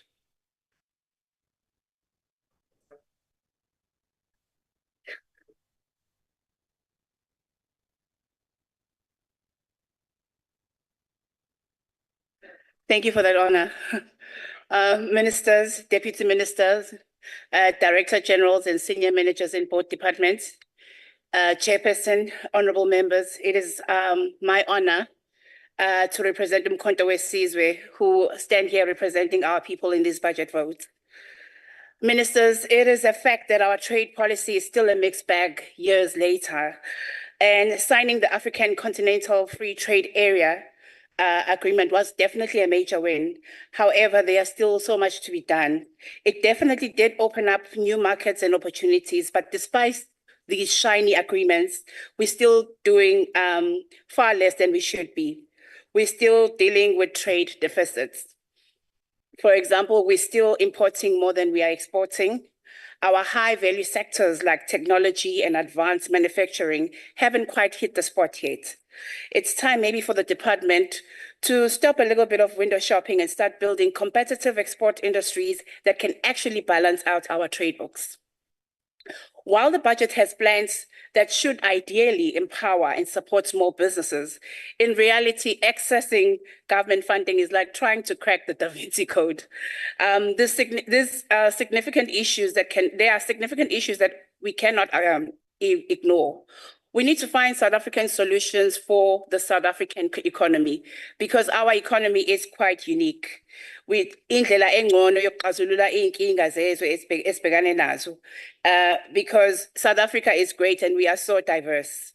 Towns like, I'm from KwaZulu-Natal, and towns like Greytown, Mutu, Bergville, indawo lezi zina 90% Black residents, yet sigcwele ama-spaza shops that belong kwezinye iy'nhlanga. We need to curb that. We need to enable abantu to control the supply chain within the areas that they live in. Real local economic empowerment. Kukhona ama-trucks, for example, aletha izinkwa kulezi ipaza, places like eDambuza near Edendale. Is it because really abantu abakwazi ngempela ukusukuma babhake, abakwazi ukufundiswa ukuthunga, abakwazi ukuthengisa, abakwazi ukutshala? Is that the reason why these trucks are coming in instead of using people who reside within these areas to actually do the actual trading? That is one thing that maybe the taxi industry has gotten right. Ubokuzame nje ukuthatha itaxi yasembali uthi uyoyifaka erenki yaseSobantu ubone ukuthi uzokwazi yini. Perhaps we should learn a little bit from these other industries, the informal industries. Sibone to what we can do better in our economy to grow our people. Siyakwazi ukukhulisa imfuyo, siyakwazi ukupheka, siyakwazi ukubhaka. Okusele nje ukuvulelwa i-economy nathi sikhule. Currently, there's a major informal economy scale or lift in the spaza shops. It's now worth 160 billion as a sector. Fast foods like amagwinya, amakota, or chicken dust, fried chicks, you'll be surprised, 90 billion rand. Taverns, 110 billion rand contribution. You find them from the ones where you sit on crates up to the fancier ones like Homex, Mlaz. Also, the salon industry within the townships are growing quite big as an informal sector. And that's not even taking into consideration, ministers, the booming industry where you find ama nails, ama lashes, ama hair extensions, ama wigs, also being sourced by China. And most of us here are actually buying from that economy. So there's actually growth of about 64% over the last 4 years, of imports of hair extension wigs, and these are known as informal economy. However, what's certainly formal about it is the impact and the contribution that it plays to our economy. These unseen and mainly cash-based operations contribute via VAT and employment opportunities. So the significant underfunding of these areas raises serious concerns about the effectiveness of the support provided for our small businesses. The persistent funding gaps indicate a systematic issue that must be addressed urgently. The issue of delayed payments, ministers, it's still quite significant and still is actually a difficult one for small businesses. Office of the Ombudsman was brought up to handle complaints, but still it's not doing enough. Timely payments are crucial for maintaining cash flow and operational stability of our small businesses. And our small business owners simply cannot afford to wait for bureaucratic processes to resolve in days. These are the cases where babuye bacelwe or 10% upfront payments before kuphume appointment letter, bacelwe 5% upfront payments before kuphume order. Also, there are some other challenges where abantu bacelwa imali yokuphusha invoice. So you've already paid 10% to actually get the order. You do the work with the little money that you have. You push you get the invoice into the department. You are told by a clerk that receives your invoice, faka imali ye-invoice ukuze invoice yakho ikhokheleke within 30 days. These are some of the significant corrupt areas that we really need to look at and get it stemmed out. Until we have more action-packed and result-driven actions in this department, we will unfortunately, as Umkhonto Party, still reject these budget votes. I thank you.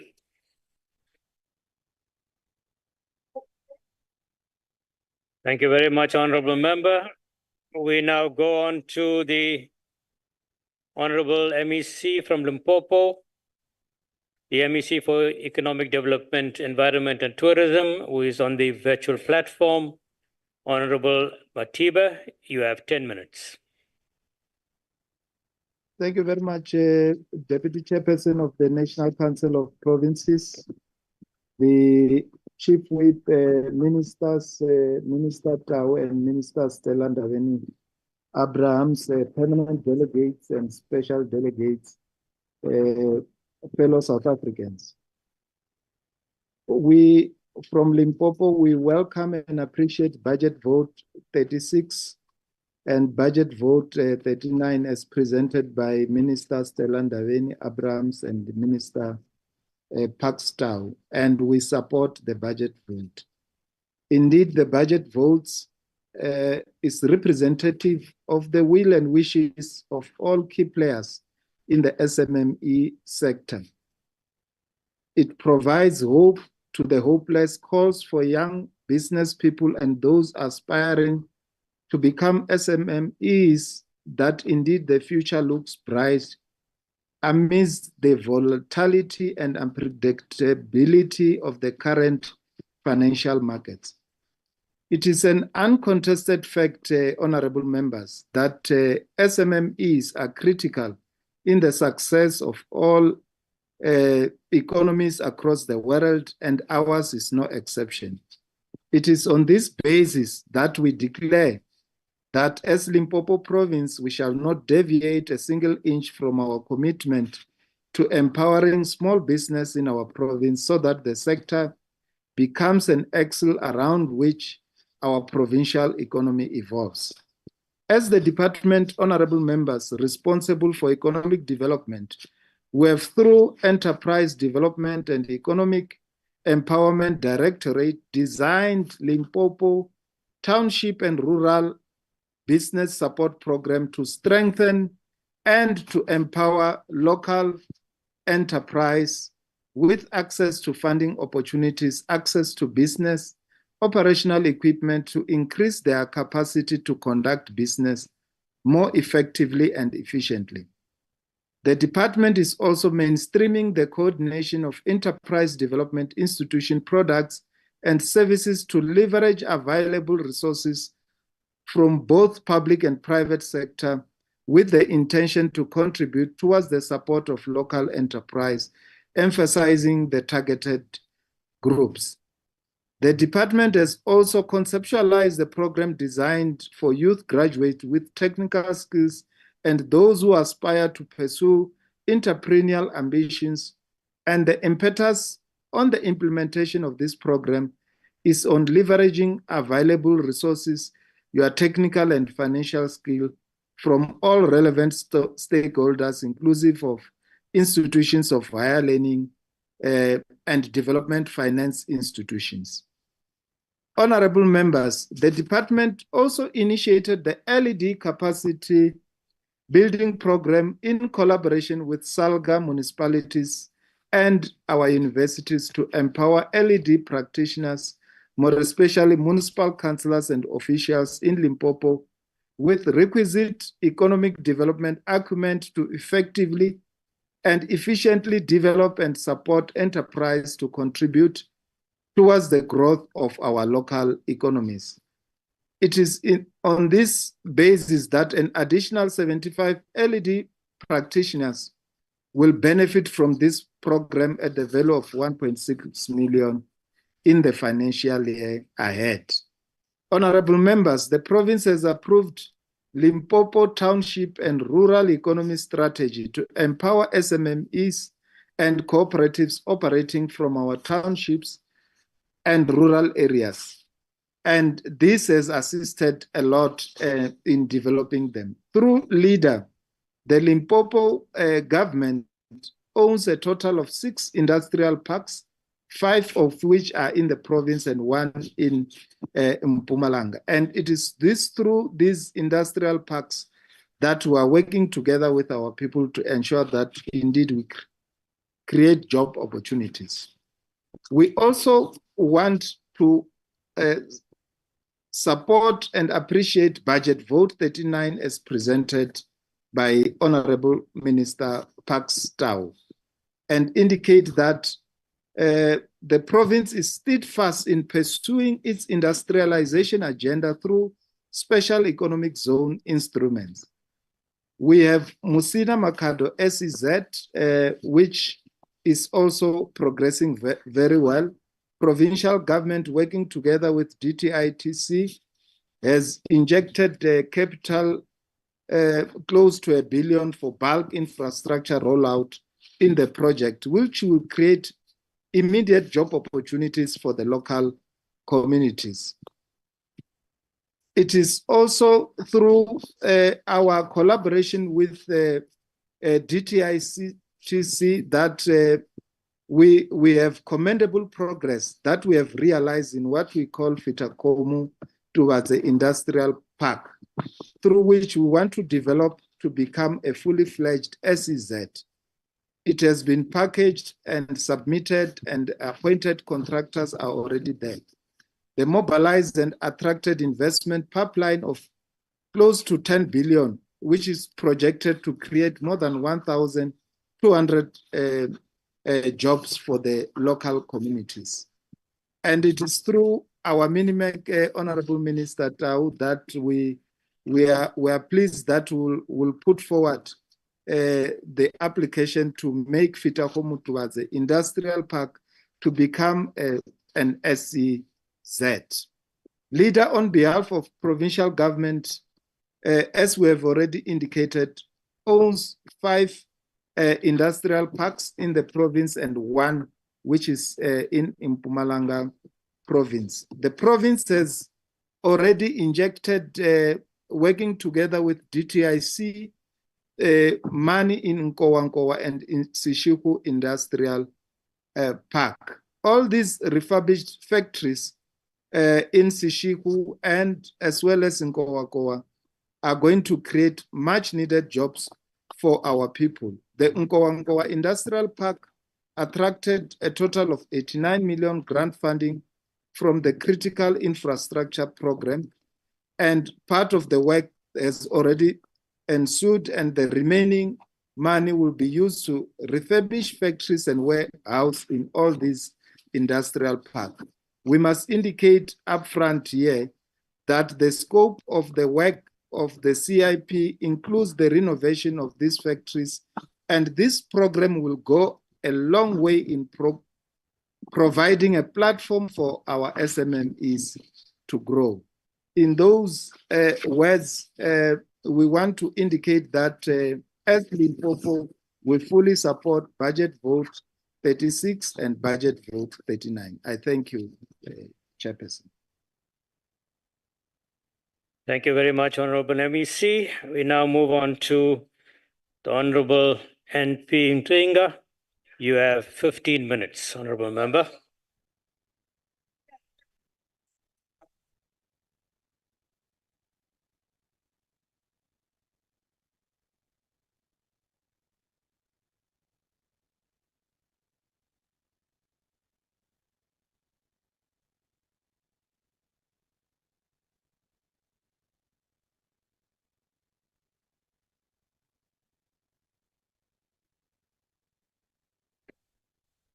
Chairperson, ndiyabulisa koominister bakhoyo no-deputy bawo, ndibulise kunye nee-members ezihloniphekileyo.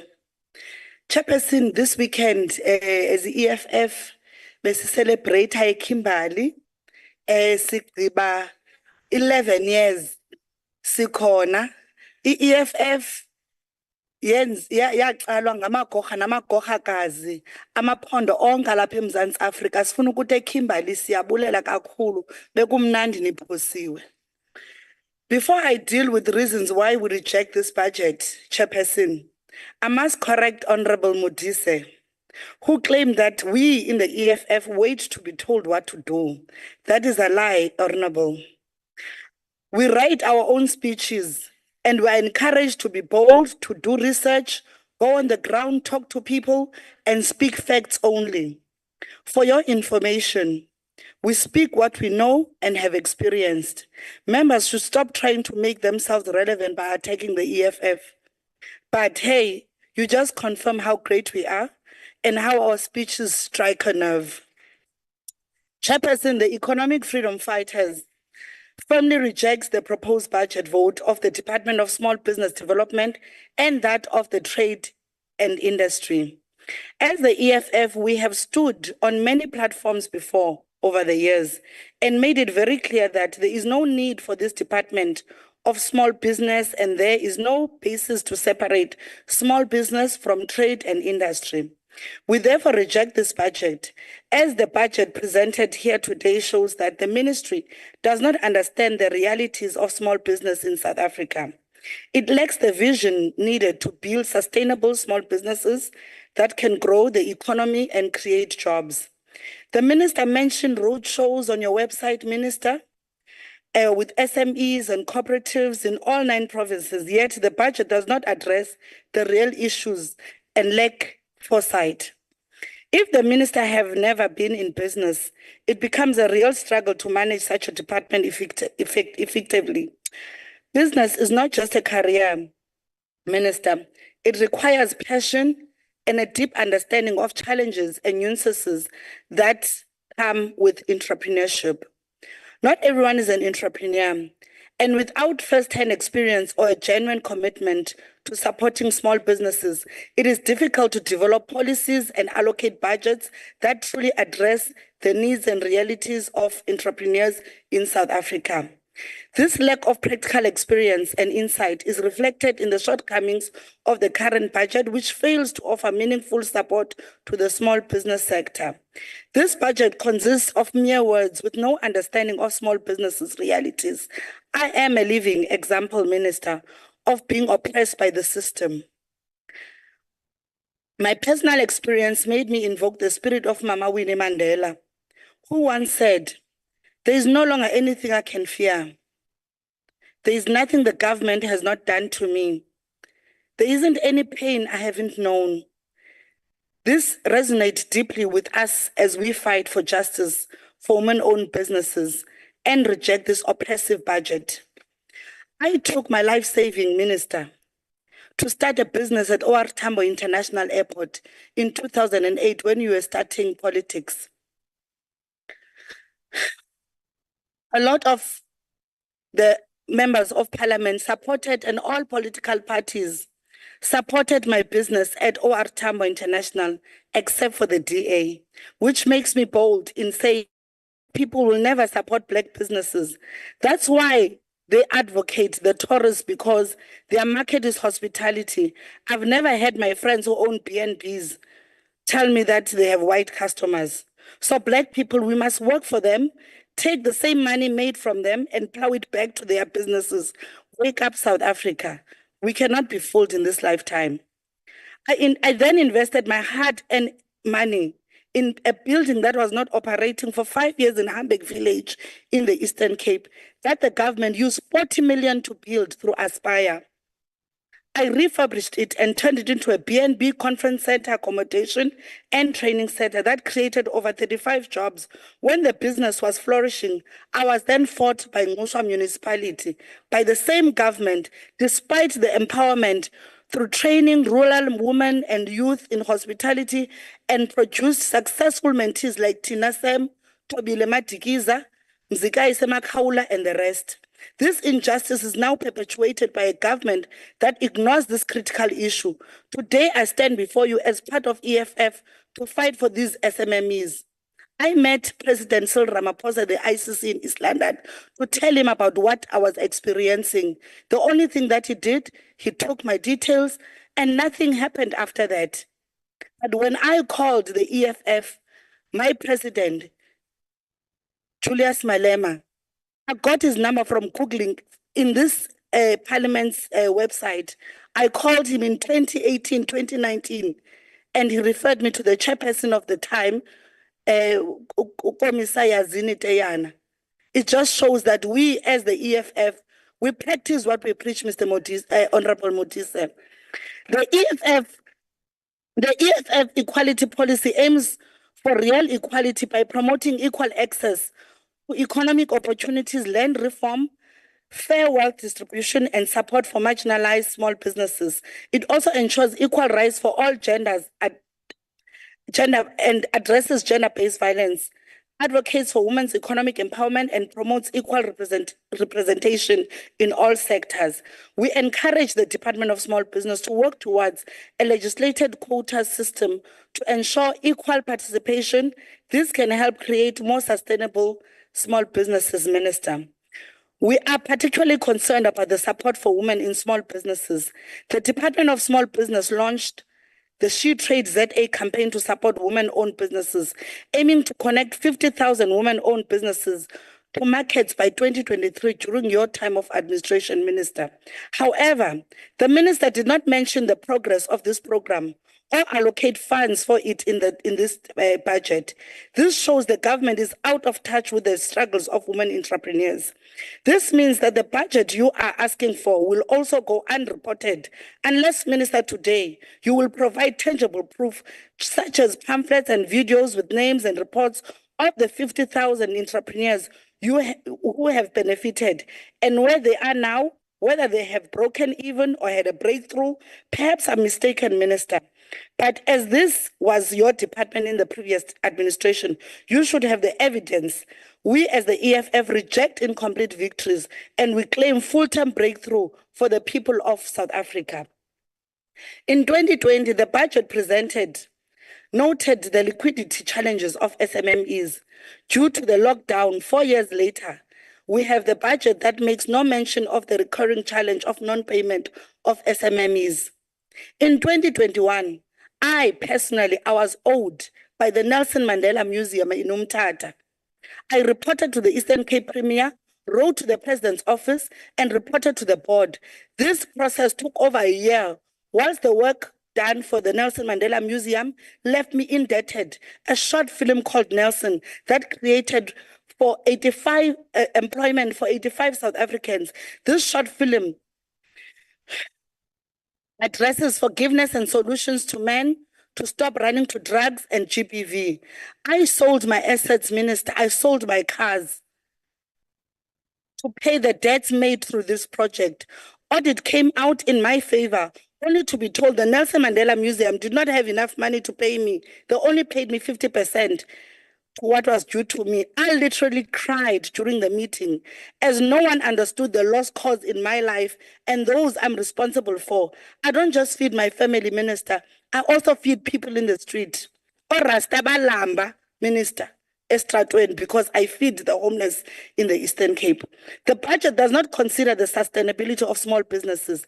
The department announced a partnership with Proudly SA to develop an e-commerce platform in May 2023. But in July 2024, it is still not launched. The minister's vague commitment does not inspire confidence.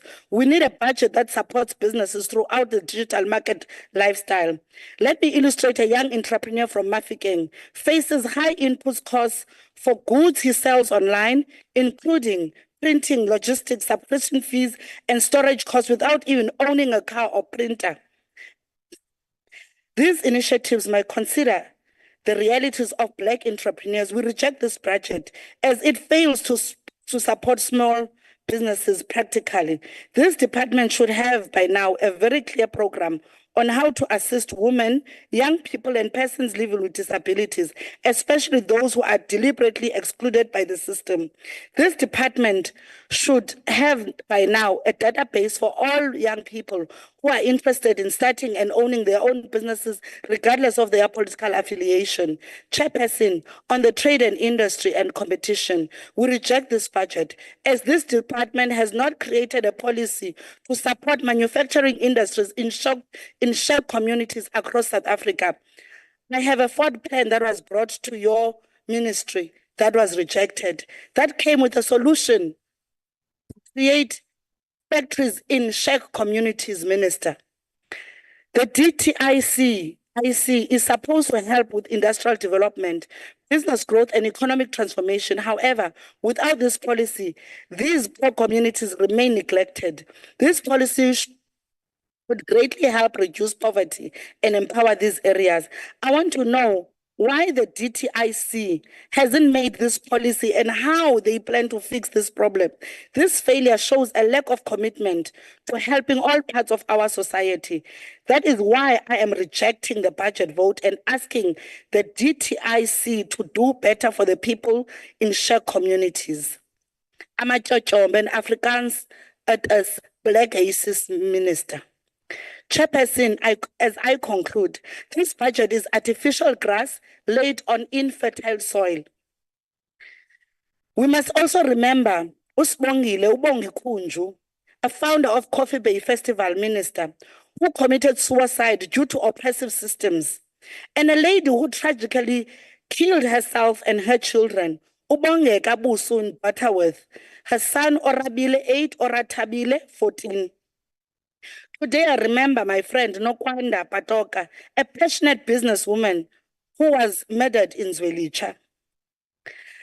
Ishmael Hassin authored an entrepreneur book that is called Understanding Entrepreneurship in isiXhosa, English, and Braille, because the government does not cater for the blind community in small businesses sector. I personally endorsed this project and encouraged it due to feedback we were getting from communities we were training entrepreneurship. This book was brought to me, it was brought to the former minister Lindiwe Zulu, but that did not help but overlooked, which makes me think that the ignorance of people's need is deliberate. Maybe we are missing a plot. How then can we support a budget that fuels inequality and historical injustices? Minister, today I brought you the books that was authored in isiXhosa and English, Minister. Here is another book. This is a book that is of Braille. There's a letter that I brought for the minister today that is from the Library of South Africa that is also endorsing the same book that is teaching the people entrepreneurship. Minister, when you go to talk to people, you'll find out when you do the road shows, people don't even understand this English that you are teaching them. Abasivi Slungu. I did a survey in around Umtata, in Hamburg area, and the survey came out. People were saying, I just enjoy the food when the ministers, they come to us. But asibava babathini, ndiyacela nibajonga abantu bethu minister, xa nisiya kubo, Ndiyanicela into yokokuba nithethe isiXhosa, isiZulu, isiTswana, isiTsonga so that banive. Naxana nisiya nee-pamphlets zenu, sayine nee-pamphlet nisiya eNqadu, niye nee-pamphlet ezibhalwe English, yiyani nee-pamphlet ebhalwe isiXhosa. Ukuba niyahamba niye eLimpopo, yiyani niye nee-pamphlet aba bantu abani-understand le mali niyicelayo namhlanje yimali yabantu. Abantu anifikeleli kubo, abayazi nale nto yenzekayo, asiyazi ba le mali ba iyaphi. Siyanicela. I-offices of SEDA no SIFA are in town, but the money that SEDA and SIFA has is for the people. Why don't we have a kasi office the SEDA? Why don't you work with the traditional leaders? Nibe in-house offices that are in the kingdoms, because that's where the people are, because people don't have money, but they must take taxis, they must go to town, but yet they don't have the money. How can you sponsor a catering company to a person that does not have a car? Minister, this budget does not talk to our people. Ndiyanicela Minister into yokokuba nizijonge naku kwato zonke market inomthatha, you were there. The people that you were supporting there, they don't even have cars. So that budget went to a waste. Ndiyabulela. Don't support, we reject. Doesn't talk to our people. Thank you, Honorable Member. I now call upon the Honorable Ntlangisa Nondada. Honorable Member, you have 12 minutes.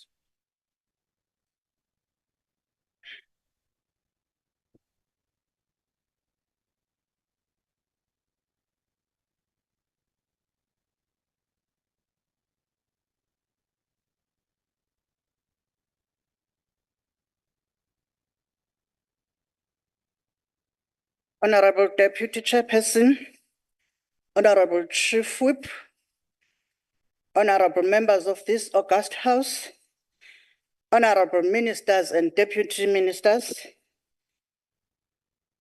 Honorable ladies and gentlemen, and our guests up there. I greet you all this afternoon. I'm sent by the African National Congress, and I'm coming from the rural and poor province of the Eastern Cape. Therefore, I want to start with supporting these budgets so that our people in the rural areas can see the change. Honorable House Chair, over the past 30 years, the people of South Africa, led by the ANC, have been at the forefront of a movement to construct a new South Africa. That is well known. Our country has come a long way. We have made incredible strides and achieved so much. However, even after 30 years of freedom and democracy, our journey towards the South Africa that our people truly desire is far from over. We still have a long way to go in advancing structural transformation to improve the lives of the majority of the people of South Africa. Honorable House Chair, our manifesto as the African National Congress places at the forefront the need to advance industrialization as a driver of economic transformation, with active support for localization. In a society with extraordinary levels of unemployment and poverty, all efforts will need to be made to find commercially sustainable ways to create new jobs in the private sector to complement what can be done through public employment opportunities. Honorable members, new job growth will be stimulated by demand for the product and services so produced. These can come from a combination to expanded domestic demand and increased level of exports. To create jobs on scale, both these drivers of new private sector job growth must be pursued.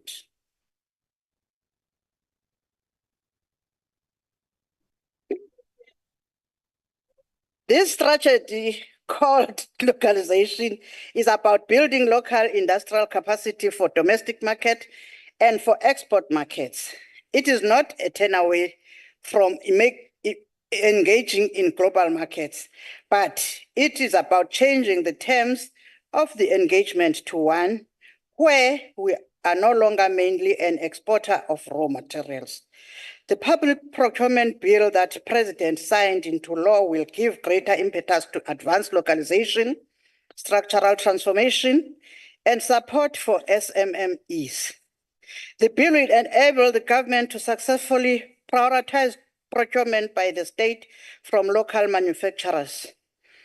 The strategic localization objective outlined in the master and the economic reconstruction and recovery plan brings together learnings from the pandemic with a new galvanized purpose to drive industrialization and integration of the African continent.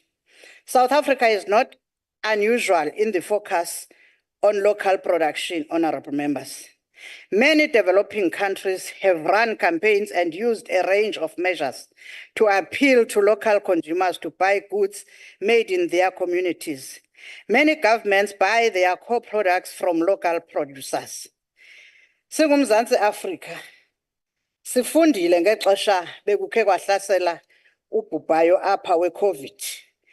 Ngelo xesha siye sabona into yoba ukuxhomekeka kwi-global suppliers kusenzele ingxaki enkulu nobunzima elizweni lethu. The pandemic has both exposed the fragility of global supply chains and revealed the great capacity we have here in South Africa for innovation and adaptation in manufacturing. Most recently, the conflict between Ukraine and Russia has further exposed the vulnerability we are faced with due to import reliance. Therefore, honorable members, honorable House Chair, we need to ensure this policy is expressed through all spheres of government. We require this not only to produce goods to meet local needs, but also to meet the needs of our countries on the continent.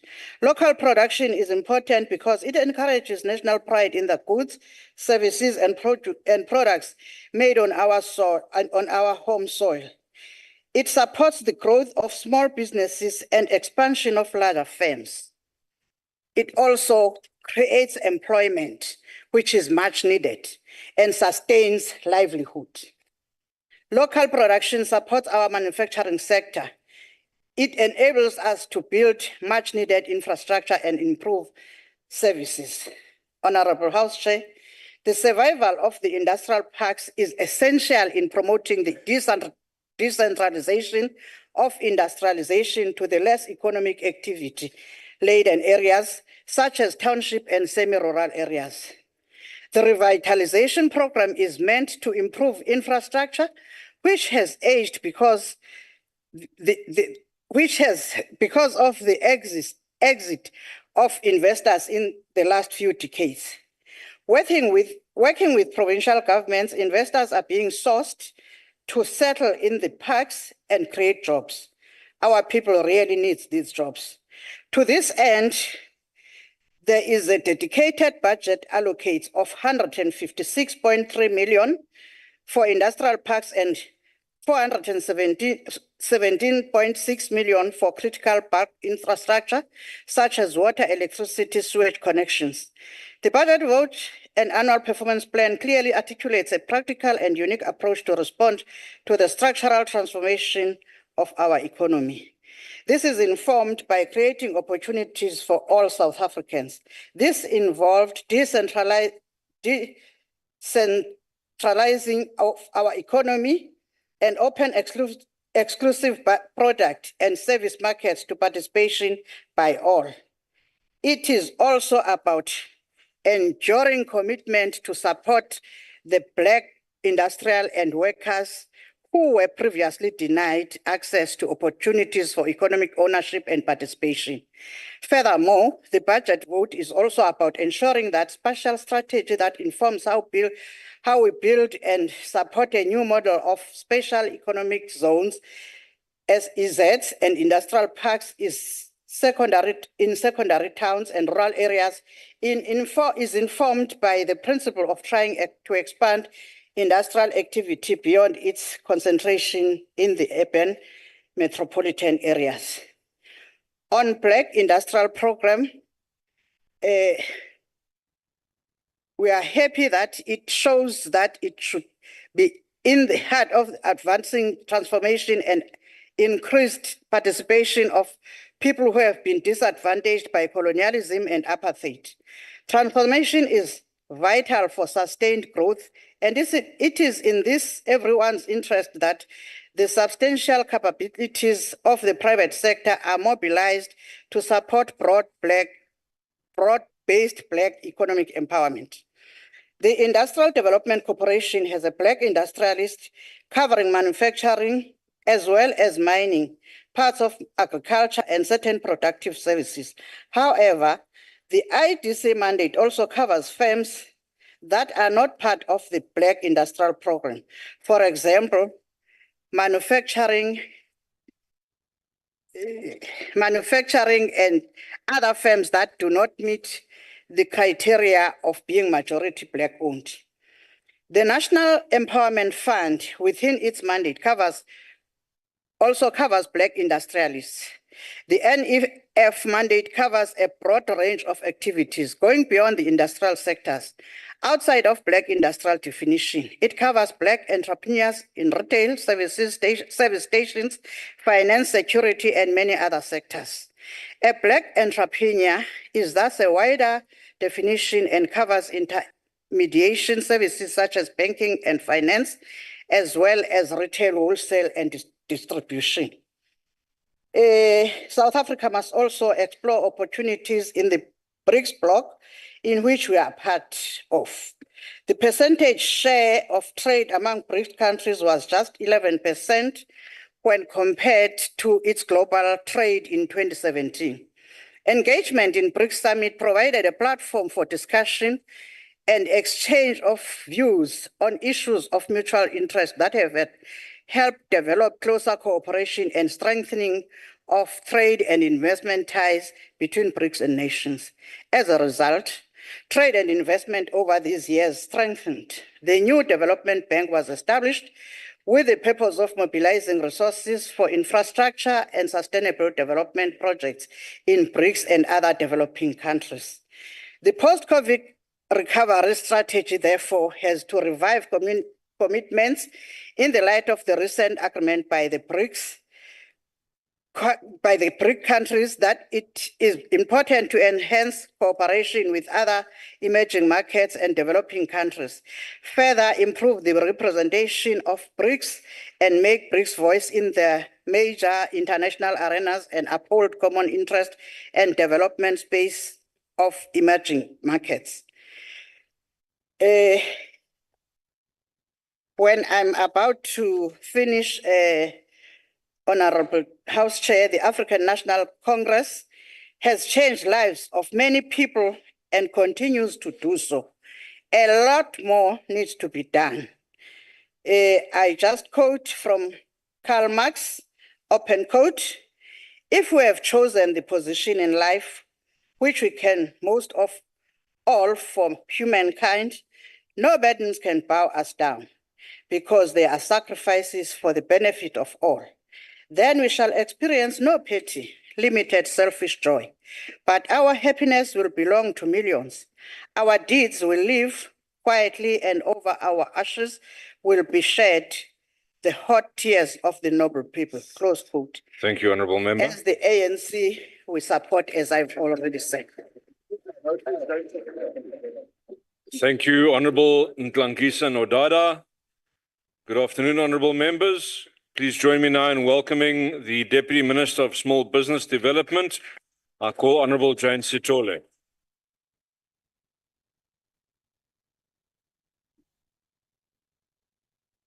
Thank you very much, Chairperson, honorable members, Minister Stella Ndabeni-Abrahams, Minister Pakstau, Deputy Minister Whitfield, Deputy Minister Godlimbi, Acting Director General and senior officials of the department, chairpersons and acting CEOs of SEDA and CIFA, entrepreneurs present in the house today, ladies and gentlemen.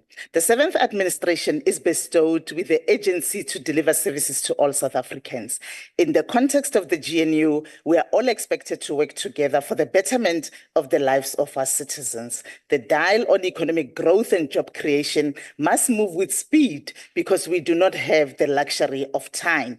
Creating a more inclusive economy and uplift people out of poverty is our goal, and that can only happen if we work together. House Chair, I will build on the platform that the Minister has established and talk specifically to issues of red tape, cooperatives development, informal traders and micro-enterprise support, as well as support for women, youth and persons living with disabilities. On the matter of ease of doing business, we know that much of the red tape that frustrates SMMEs is found in the local sphere of government. Deputy Minister, please take your seat. Thank you, Chairperson. I just want to alert the House that I've been hearing people referring to persons living with disabilities, and they don't actually appreciate that. Persons with disability. It's not a rule, but it's an interjection in terms of calling the House in order. Thank you. Honourable Member, as a hearing impaired person, myself wearing one on this side and having nothing on this side, I think that your inputs is appreciated. It is over a matter of style how people choose to phrase these things. So I think while your point is noted, I think we can leave the Honourable Member to continue. Thank you, Deputy Minister. Thank you, House Chair. On the matter of ease of doing business, we know that much of the red tape that frustrates SMMEs is found in the local sphere of government. We have a duty to make it easier for our SMMEs to do business.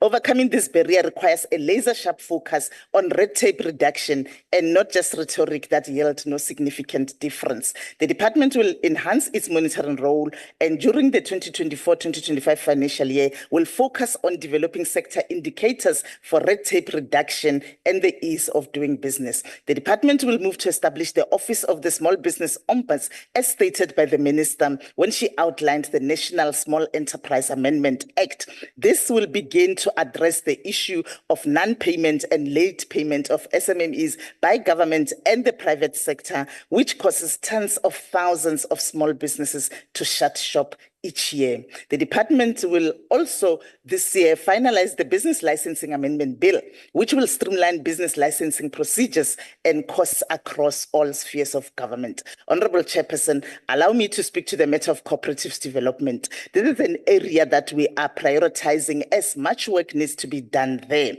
This year, we will target 250 cooperatives, with 40 being supported financially and 210 supported with the non-financial support to build investment readiness. The budget allocation for 2024-25 is 61 million. We must put more emphasis on sustainability and on cooperatives being supported with market access and cooperatives getting an integrated package of both financial and non-financial business support. We must be more deliberate in building the cooperative support ecosystem.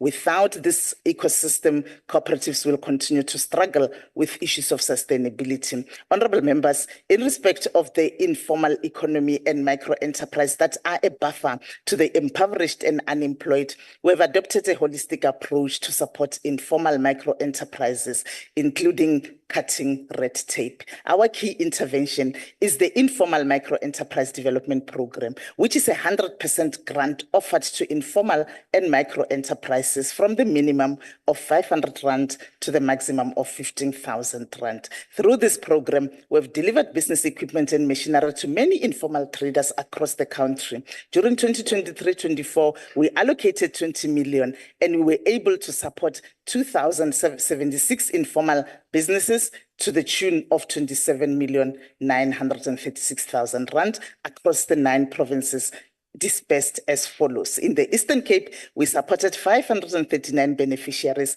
at an amount of 7.1 million. In the Free State, we supported 313 beneficiaries at an amount of 4.2 million. In Gauteng, we spent 495,000 rand on 71 beneficiaries. In KwaZulu-Natal, 313 enterprises received support to the tune of 4.3 million. In Mpumalanga, 1.3 million was spent to empower 92 informal traders. In Northwest, they received support worth 1.7 million to 127 informal traders. In the Northern Cape, we invested 6.3 million in support of 460 enterprises. In the Western Cape, we invested 2.2 million that was spent to empower 161 informal traders. In Limpopo, we supported 665 beneficiaries to the value of 9.2 million. House Chair, in 2024-25, we have made provision for a budget of 37.3 million.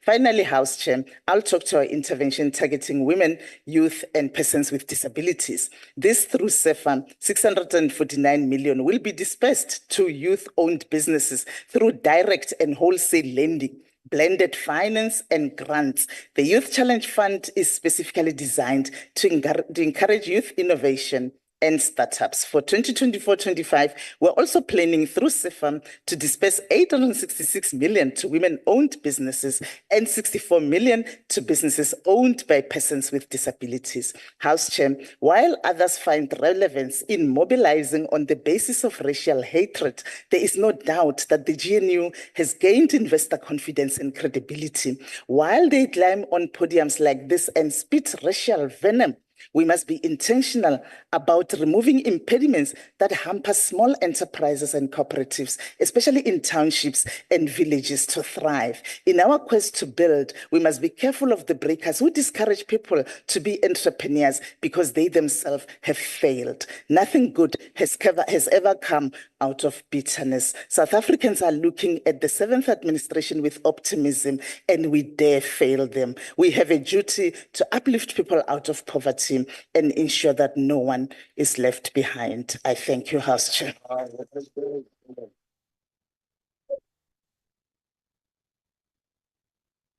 Thank you, Deputy Minister Sithole. Honourable members, as the House that gives the voice to local government, we now invite the South African Local Government Association to participate today, represented by Councillor Mogoje. Councillor?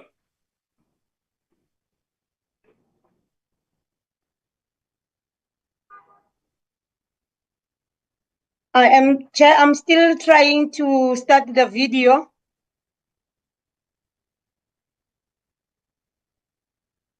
Thank you, Councillor. Please, if you can start it, we would appreciate it. You have 10 minutes. You may start now. Honorable Chairperson of the NCOP, Honorable Minister of Small Business Development, Honorable Minister of Trade, Industry, Competition, Honorable Deputy Ministers and MECs present, Honorable Deputy Chairperson of the NCOP, Honorable Chief Whip, Honorable members, it is with a great pleasure and a deep sense of responsibility that SALGA is afforded an opportunity to respond to what were forward-looking and balanced budget votes delivered by the respective honorable ministers. As SALGA, we have always valued our long-standing relationship and mutual cooperation with both the Department of Trade, Industry and Competition and the Department of Small Business Development. We have worked hand in hand with both departments in strengthening local government prospects of fostering economic growth through creating an enabling environment for industrialization. As the leaders of the economic cluster, we see the two departments as a strategic partners for attaining our shared objectives of inclusive and restorative economic growth. The Department of Trade, Industry and Competition emphasize on industrialization as a pivotal strategy to economic development resonate profoundly with our own objective at SALGA.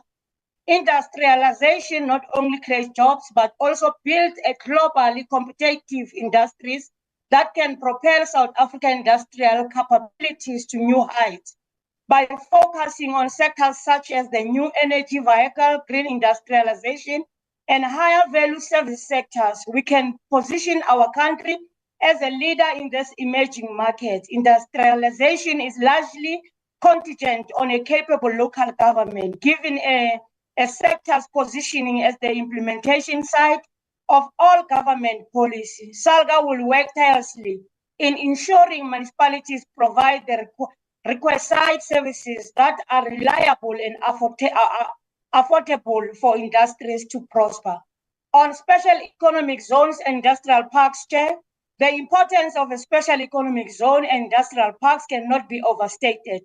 These initiatives are vital for expanding economic activities to underdeveloped regions, creating jobs and fostering economic inclusion. SALGA is committed to playing a more prominent role in creating an enabling environment for these zones and parks. We believe that municipalities can significantly contribute by providing the necessary infrastructure, streamlined regulation, and support services to attract and retain investors. We further call for inclusion of SALGA in the special economic zones and industrial parks IGR structures, as this is an area of common interest. On easing, Chair, of doing business and red tape reduction, we as SALGA, we are saying we need to improve the ease of doing business, and reducing red tapes are essential for fostering a conducive business environment. We commend the department for its effort in developing the company's amendment bill and other measures aimed at simplifying business processes. We further express our sincere appreciation to the Department of Small Business Development for the collaborations we have been able to forge in the area of red tape reduction. That said, Chair, there is still a lot of work that lies ahead. SALGA will continue to work closely with local municipalities to implement the necessary reforms, ensuring that our cities and towns become hubs of economic activity where businesses can thrive with minimum bureaucratic hurdles.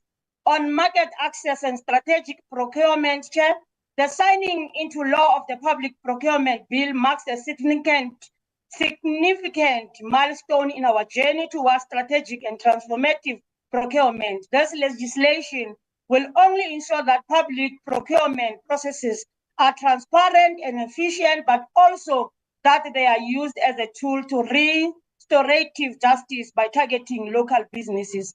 By prioritizing local procurement, Chair, we can create demand for locally manufactured goods, supporting our industries and creating jobs. On localization, Chair, localization is key to protecting our local industries while integrating into the global economy. We must balance the need to shield our industries from unfair competition with the benefit of participating in open markets. SALGA supports initiatives that promote local manufacturing and content, ensuring that our industries remain competitive on a global scale while retaining the benefits within our communities. To this end, Chair, SALGA has been working closely with the Department of Small Business Development in developing a blueprint that serves to encourage municipalities to direct their procurement spend towards local goods and services, especially in cases where it relates to non-specialized services that are available in abundance locally. The importance of the African Continent Free Trade Area for LG, the African Continent Free Trade Area presents immense opportunities for South African municipalities.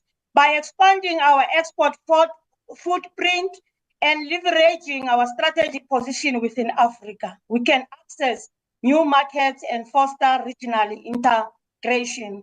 SALGA is dedicated to ensuring that municipalities are well prepared to take advantage of the merit of opportunities presented by the African Continental Free Trade Area. To bring this into fruition, SALGA has initiated a series of dialogue with municipalities on the African Continental Free Trade Area, readiness and cross-border trade. Amongst others, we express our sincere appreciation to the Department of Trade, Industry, and Competition for being part of these dialogues and sharing the African Continental Free Trade Area related insights with our members. In accessing, Chair, the finance Honorable Chair, we call upon the Department of Small Business Development to strengthen its collaboration with municipalities to enhance and expand financial support programs targeted at SMMEs. A key initiative this effort is to Township and Rural Entrepreneurship Program, which aims to provide essential funding and resources to businesses in underserved areas. By working closely with local governments, the department can ensure that this financial support mechanism are effectively deployed and made accessible to our entrepreneurs that need it most. In township, Chair, and in rural communities where there is a serious need. This will help bridge the gap in access to finance while contributing immensely to fostering the growth and sustainability of our SMMEs, which are the backbone of the economy. In conclusion, Chair, the vision articulated by the Honorable Ministers align closely with SALGA mission to strengthen local government and promote economic development. We are committed to continuing our partnership with the two departments of working collaboratively to build a dynamic, industrial, and globally competitive South Africa together. Through joint planning, joint implementation, and joint accountability, we can achieve inclusive growth and transformation, ensuring a prosperous future for our beautiful South Africa. I thank you. Thank you, Councillor, for your contribution. I now recognize the Honourable Pinar to take the debate further. Honourable Pinar.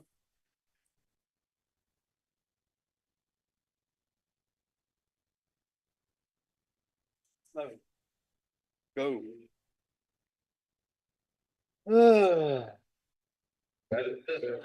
I'm getting more and more comfortable up here, colleagues. Honourable Chairperson, it's nice seeing you on the seats again. Honourable Chairperson, Honourable Ministers, Honourable Deputy Ministers, Honourable Members, and as always, my fellow South Africans, Tobela, Goeiemiddag. The Department of Small Business Development has a significant role to play in the development of this republic and its economy.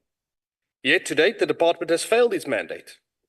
With unemployment sitting at 32.9% in the first quarter of 2024, we are not off to a great start, as was the case with an increase of 0.8% in the fourth quarter of 2023.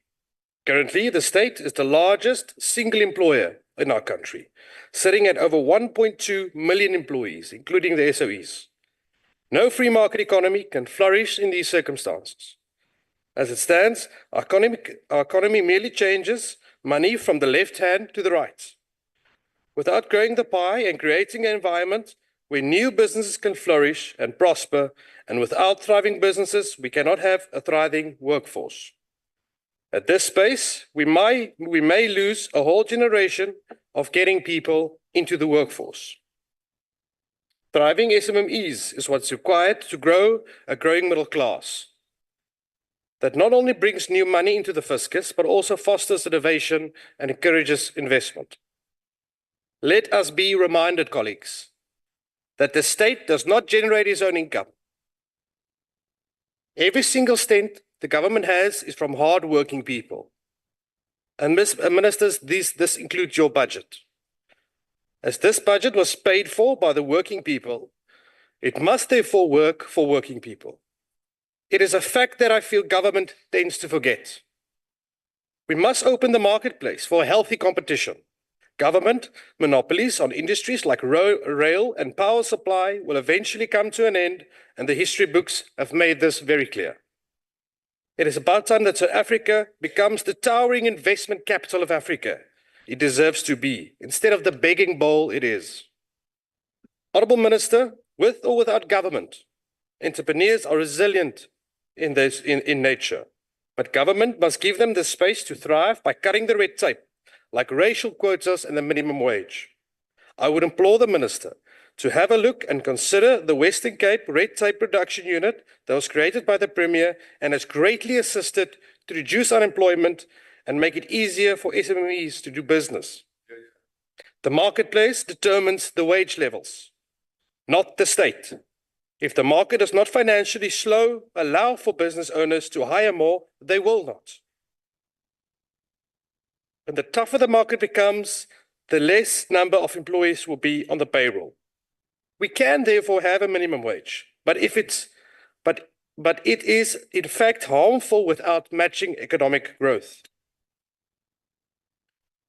The 350 Rand Social Distress Relief Grant is by no means a sustainable model, especially for economic growth.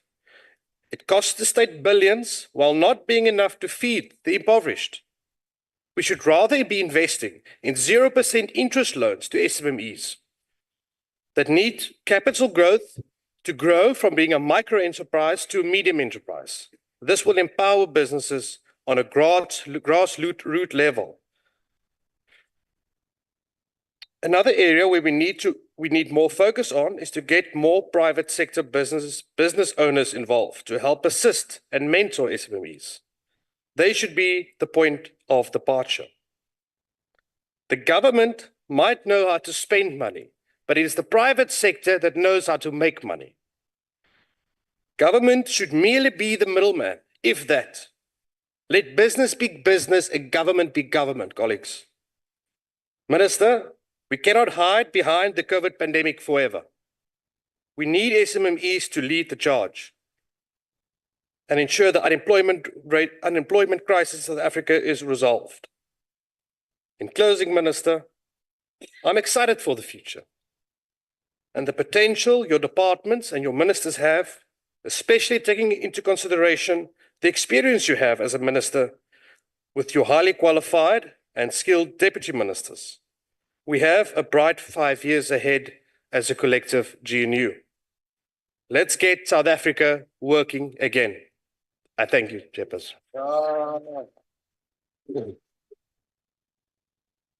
Thank you, Honourable Pienaar. I now recognise the Honourable Farmer to continue with the debate. Honourable Farmer.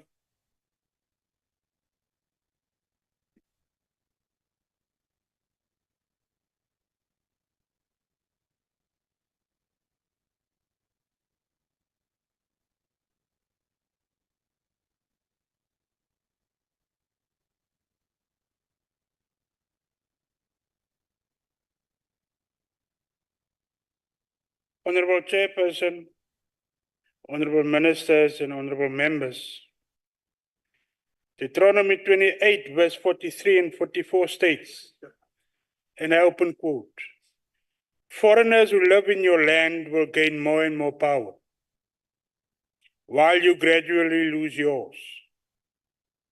They will have money to lend you, but you will have none to lend them. In the end, they will be your rulers." Close quote. Honourable Chairperson and Honourable Minister, local economies in our community have this problem.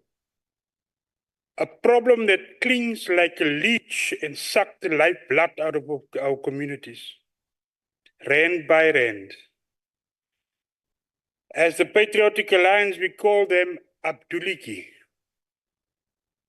We have been shown numerous videos and pieces of evidence on how Abduliki sells expired goods to our communities. How they sell products produced by themselves in their back rooms, making use of unbecoming methods and raw materials. In one case, it is shown how they suck water out of a toilet bowl into a container which is then sold as fountain water. Abduliki managed to start businesses in every street without having the burden of compliance, as is imposed on us local people before we can open anything. It almost seems as if government regulations is only applicable to us, the people of this country, and not to them. Honourable Chairperson and Honourable Minister, why is laws not being enforced on Abduliki? Why is it that our community cannot depend on law enforcement entities to act in a manner that support and assist the sustainability of us as a nation? We as a people need Abduliki to Abahambe. We need these blood-sucking leeches removed from amongst us so we can breathe and prosper. We don't want Deuteronomy to become a reality upon us. We are perfectly capable to rule ourselves. What we do not need is to walk around with files and files of documents and forms we need to comply with before we can start to sell anything. Our country and its laws and regulations should seek to benefit us rather than others. Our system must stop to block us from being prosperous in our own country. Honourable Minister, can I humbly request that your approach to this term with this portfolio would be one as a friend to our communities on the ground, an approach of championing the establishment of small businesses all over within our communities, owned by South Africans. I am in a process of putting a committee together in my hometown, which I hope to use in establishing a learnership for young people, particularly in entrepreneurship and business studies. I hope to also give exposure to the world of financial markets and forex trading. Our people are too much referred to as not being business-minded. I would wish to change that perspective by exposing our young people to the world of business. This notion of beneficiation for our people always being referred to as work opportunities. No. Why can't we also benefit as shareholders, business owners, CEOs and executives? Becoming the employer rather than the employee or just simply the unemployed. I do hope to make use of your department as an ally in this process, starting in my hometown as a pilot project. Let's abandon the term poverty alleviation and replace it with wealth creation. Honourable Minister, you portray youthfulness and enthusiasm and an understanding of where we need to go in the 7th Parliament. Not just because it's a GNU, but just generally because we want to be there for our people. We want our legacies to be something to be proud of. Thank you for providing that hope, Honourable Ministers. I am looking forward to working with you and your department. Thanks, Chairperson. Thank you very much, Honourable Farmer. The next speaker on the list, Honourable Peter.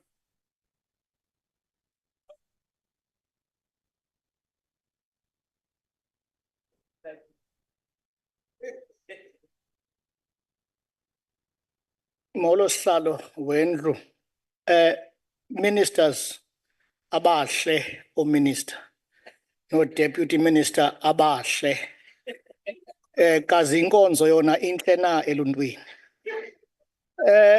Ndibulisile kubantu abahloniphekileyo balendlu molweni. Mangiqala apha kwi-small business development kamama ohloniphekileyo umama uNdabeni. I-UDM ixhalabile kakhulu ngale budget minister. Noxa nje sixhasa si-UDM. Sixhasa le budget sisenzela iinkonzo zifikelele eluntwini. Nazi ke imeko kwaneenkalo ezenza ukuba sibe madolwa nzima kwanentandabuzo nenkxalabo si-UDM. Uninzi lwamashishini akwizandla zabemi bangaphandle. I-foreign nationals ke ukutsho. Umzekelo, izipaza shop, akusekho mntu mnyama ukuzo. I-retailers, i-wholesalers, nditsho nkqu nokucheba intloko i-barber shop sichetywa ngabantu basemzini. Nezinye ke i-businesses.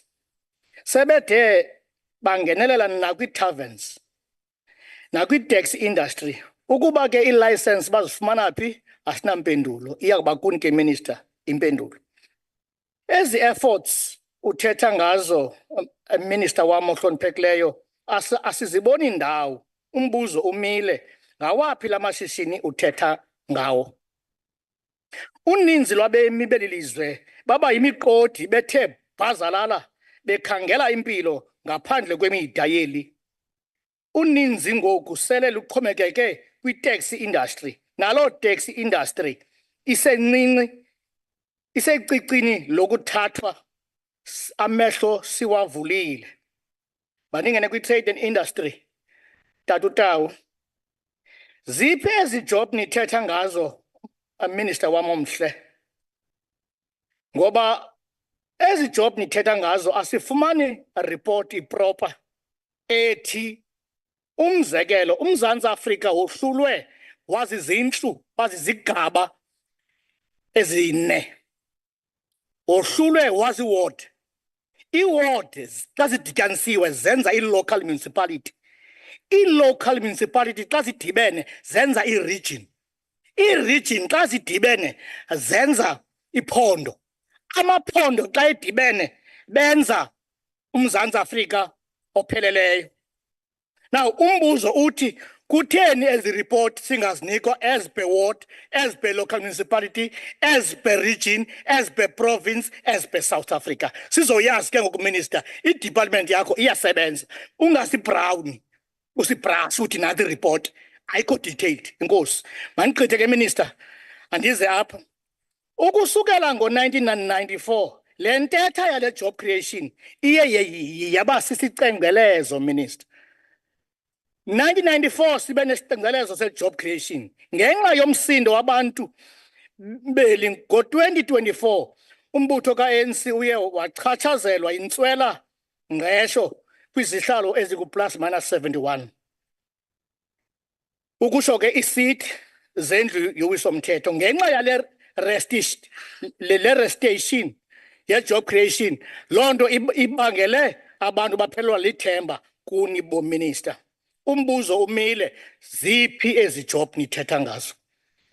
Okugqibela, ezi report ke azisiniki kanye ncakasana iphi le nto apho yenzeka khona. Siyaxhasa ke ngaphandle kwamathandabuzo le budget. Sikwanicela ukuba ningasenzi oonopopi be-GNU.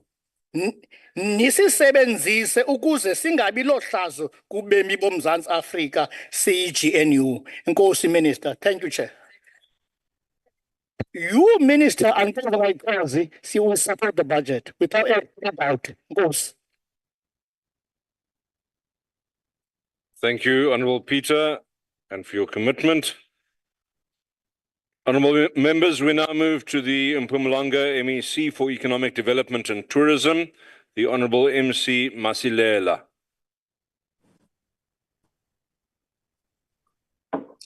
Chairperson of the National Council of Provinces, Honourable Deputy Chairperson of the NCOP, the Minister and Deputy Ministers of Trade, Industry and Competition, the Minister and Deputy Minister of Small Business Development, permanent delegates of the NCOP, Sanbonani. Chairperson, it is with great sense of humility and privilege to participate and input into the debates of the Trade, Industry and Competition and Small Business Development votes.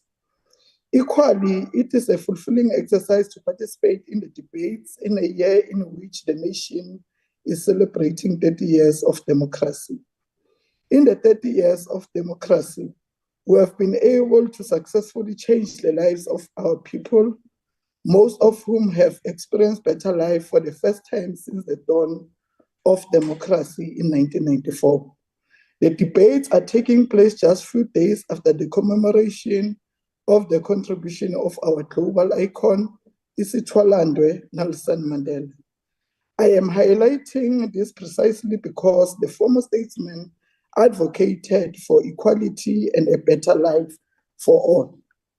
Therefore, we have a collective responsibility to do all in our powers to emulate the selfless contribution of Madiba by continuing to make indelible imprint in the lives of the less fortunate. The Premier of Mpumalanga, Mr. Mandla Ndlovu, while delivering his inauguration address, he instructed the newly appointed members of the executive of the 7th administration in Mpumalanga to work tirelessly to improve the lives of our people. The address of the Premier clearly highlighted what our government plans to do, which is to increase investment and create jobs for our people, especially for the youth and women, in order to realize inclusive economic growth. Evidently, if we do not facilitate the creation of new additional jobs, youth and women unemployment will remain worryingly high, and economic growth will become stagnant. Accordingly, we have a responsibility to ensure that through the department that I'm leading, government is able to address the triple challenges of unemployment, poverty, and inequality. While delivering his opening of Parliament address, the President of the Republic, His Excellency and Cyril Ramaphosa, made a clarion call to government of the 7th administration to place inclusive economic growth at the top of the national agenda for the next 5 years. In response to the clarion call by the President to drive inclusive economic growth, we are forging ahead with our program of nurturing SMMEs and cooperatives. We'll continue to implement government policies which are geared towards accelerating inclusive economic growth and development. Growing the economy will bolster government effort in the fight against the stubborn triple challenges of unemployment, poverty, and inequality. We, however, rely on partnerships with the private sector, given that jobs are actually created by the sector. Accordingly, collaborating with development finance institutions, we continue to offer financial and non-financial support to SMMEs and cooperatives, with preference given to those owned by women and the youth. The ANC-led government in Mpumalanga remains steadfast in its commitment to forge partnerships with the private sector to enable the small business sector to participate in the private sector value chain ranging from construction, mining, agriculture, and tourism, amongst others. Moreover, as we strengthen our support to small businesses, we are vociferously advocating for our SMMEs and cooperatives to claim a stake in the procurement of goods and services in the rollout of all provincial infrastructure projects.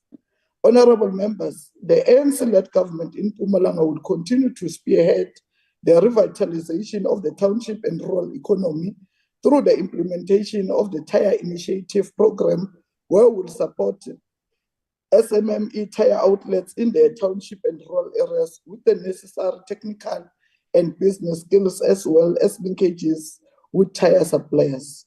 Furthermore, we'll continue to partner with municipalities to ensure that the regulatory environment in the township and rural areas is conducive for business to thrive without experiencing cumbersome red tape. To this end, we have developed a red tape reduction strategy to provide support to municipalities in easing the way of doing business by SMMEs and the broader informal sector. We are encouraged by the fact that the Departments of Trade, Industry and Competition and Small Business Development are planning to create a conducive environment for economic growth through industrialization, transformation, job creation, and the support of small and developing businesses in the country.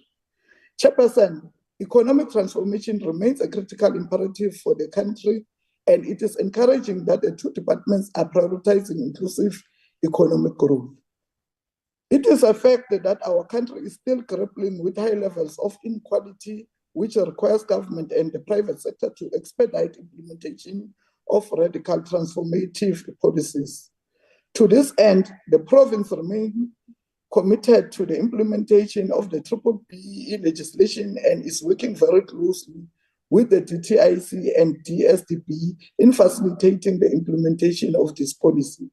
Chairperson, we agree with Minister Pakstau on all the critical issues that he has raised in his budget vote on 16 July 2024 with regard to the strategic interventions that must be taken to stimulate inclusive growth that will culminate to job creation.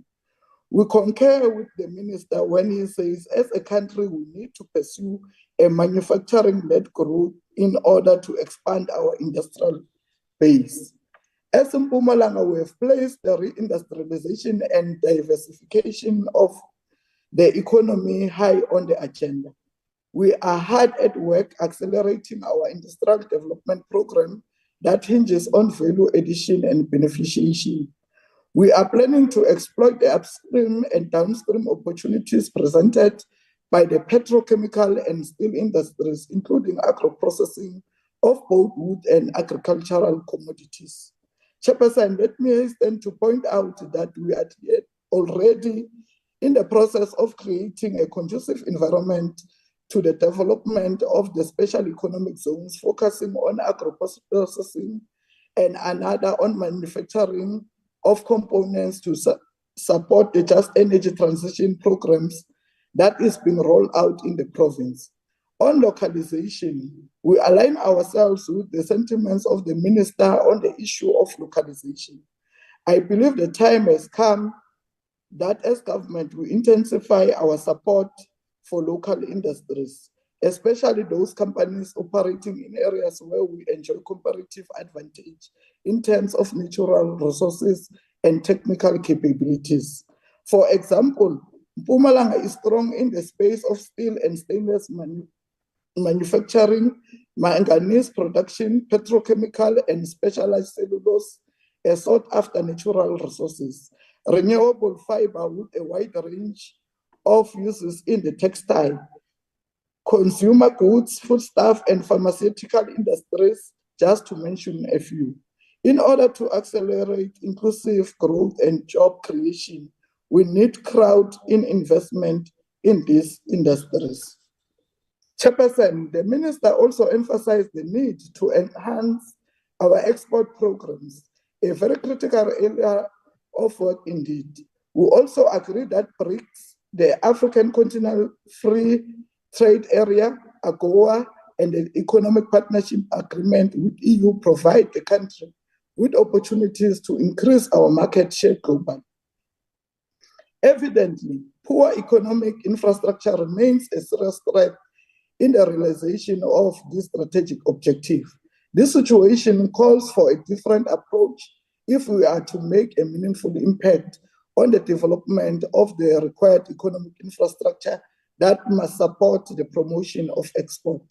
Massive investment will be required in the renovation and building of industrial parks, including the improvement of logistic infrastructure. In the context of Mpumalanga, the Maputo corridor is critical in terms of moving goods through the Maputo harbor to the rest of the world. Honorable members will agree with me that the current traffic congestion at the Limpopo border is presenting a serious challenge and is an impediment to economic activities.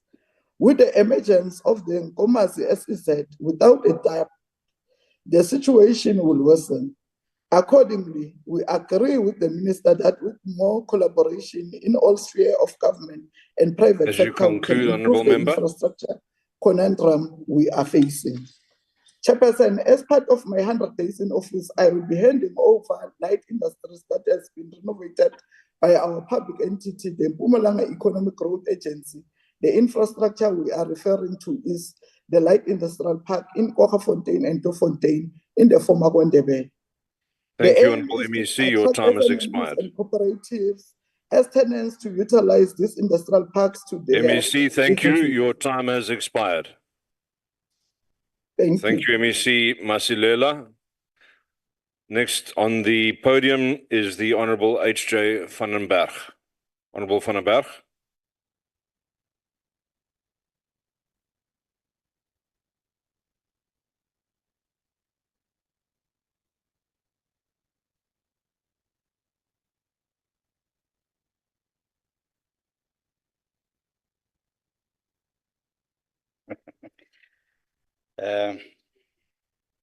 Chair, ministers, guests, and honorable members of the House, I would think it's safe to make the statement that the Department of Small Business is meant to be seen as the incubator of our future champions of industry. The image of the Springbok rugby team seems to come to mind. They are products of many years of matches and by dedicated coaches and rewarded by reaching true potential and eventual success.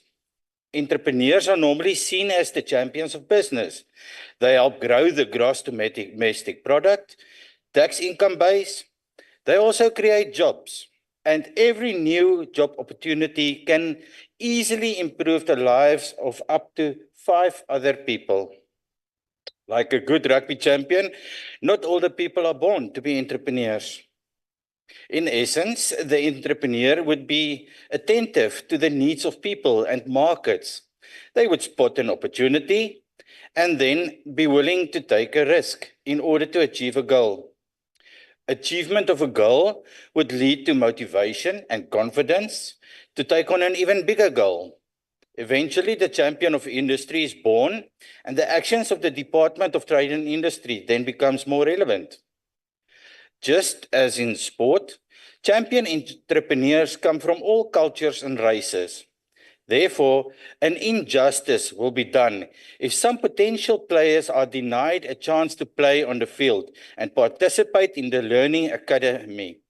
Chair, affirmative action and black economic empowerment is slaughtering job creation. Throwing money at the SMME problem is also not going to fix it. Rather, put all the potential players on the same field first, then create the entrepreneurial spirit, then give them a helpful hand, and without making it too easy. Chair, who still remembers when the mobile phone industry came to Africa? There was a vibrant rush to get ICASA license tenders out, build cell phone coverage towers and service centers. These the service supplier with the best coverage dominated most of the market share. It was a hustle and a bustle. At one stage, the size of a man's wealth was determined by the size of his phone. The smaller, the better. Then came the smartphone industry with software and app creation. Later, some entrepreneurs started assembling their own niche market phones, like the rugged and military use phones. That is how our industry develops. But now we take our broken phone to someone from a foreign country as they have the screens and know how to fix it. We have lost the benefit of job creation by not teaching repair technology and imports of spares, etc. to our entrepreneurs. The same rings true for solar panel production and other renewable energy technology. Because we do not own the technology and the intellectual capital, someone else will capture this opportunity.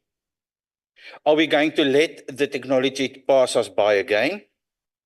Poor legislation and spoon-feeding is killing the spirit of business, and we are now mostly creating grant and funding collectors. In this term, we have to fix it. And it starts with what we allow and promote in these budget votes. Chair, we are at the edge of a demographic dividend. When all economic factors, especially labor, business, growth, and in education fall into lockstep, our generation moves forward by leaps and bounds. Let us not hold this wave back with the politics of self-interest, but rather strive for the blessings available to us if we can get this right. The Department of Trade and Industry should protect the interest of its business community and also aim to keep as much of our wealth as possible in the country. Our budget and fancy policies does not speak to this, and it's time for change. We do not support discriminative legislation. I thank you. Thank you, Honourable van den Berg. We now move to the Western Cape. The chairperson of the Standing Committee on Agriculture, Economic Development and Tourism, the Honourable Noko Masipa. Honourable Masipa. House Chairperson, good afternoon to you, ministers in the House and honourable members of this august House. South Africa has achieved what many countries with similar backgrounds have failed to achieve. the government of national unity. And thanks to some of the lawmakers in this House who have shown their dedication towards building and rescuing our beloved country. Bravo to them for taking a stand and unequivocally rejecting the extortionists of the VBS, state institutions, and vulnerable small businesses in our township. Let's give them a round of applause, or at least thumbs up for trying. As chairperson, we are here as the National House of Provinces to make our inputs to the budget debate of the Small Business Department. It will be remiss of me not to raise a concern regarding the notice time given to consider speaking on this crucial debate. It concerns me that not enough time or notice was given to members of the provinces to prepare. The government of national unity must change this. Provinces aren't just here to rubber stamp the National Assembly's work. We are not a bunch of yes men, after all, House Chairperson. Let me start my debate by making it very clear that the Democratic Alliance and the government of the Western Cape, led by the able Premier Alan Winde, do not support the procurement bill that has since been signed into law. Some critics besides us wrote, I quote, Chapter 4 provides for preferential procurement for Black South Africans, women, the disabled, military veterans, youth, small enterprises, and cooperatives. It is this section that attracts the most criticism since it entrenches race and other preferences rather than relaxing them, as some had hoped for. Close quote. The Premier of the Western Cape, Alan Winde, together with Minister Bartman, wrote to President Ramaphosa to argue that the bill is constitutionally flawed. The letter to the President states categorically that, I quote, we firmly believe that the Act in its current form does not pass constitutional muster as it seizes the autonomy of provinces and municipalities in adopting their preferential procurement policies, close quote. They further pointed out that the Constitution, I quote, envisages that organs of states have the discretion to decide whether to adopt a preferential procurement policy. This act is the national government drafting policy and seizing the autonomy of organs of state instead of providing a framework, close quote. In the light of that, the Western Cape government has asked for more consultation with provinces and municipalities to deal with this impasse. We are still waiting for the reply from the President. House Chairperson, the Western Cape townships have been experiencing a surge in extortions. Small businesses in these townships are suffocating under this pressure. The Small Business Department cannot close its eyes to these problems. This inherent risk cannot continue unattended to. The department has a duty to call a stakeholder meeting to have a proper engagement with the affected businesses and jointly address this issue with the local police and community forums. It cannot be correct that the Small Business Department stands idle and remains a spectator in this unfolding mess.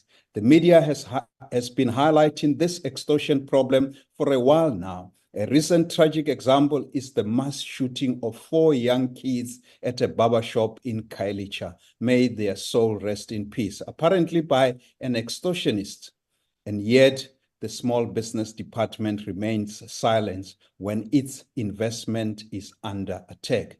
Following this incident, the mayor of the city of Cape Town, Jordan Hill Lewis, and the MEC for Safety and Security, JP Smith, reiterated their call for the devolution of police powers to protect our citizens, small business owners, and the work of the city of Cape Town, the government of the Western Cape, and the national government. Extortions on any of the local work or local province and provincial government and national government affect small business owners and indirectly create an unemployment problem, which small businesses are trying to address. The mayor of the city of Cape Town and MMC for Safety and Security have not only lamented the problem.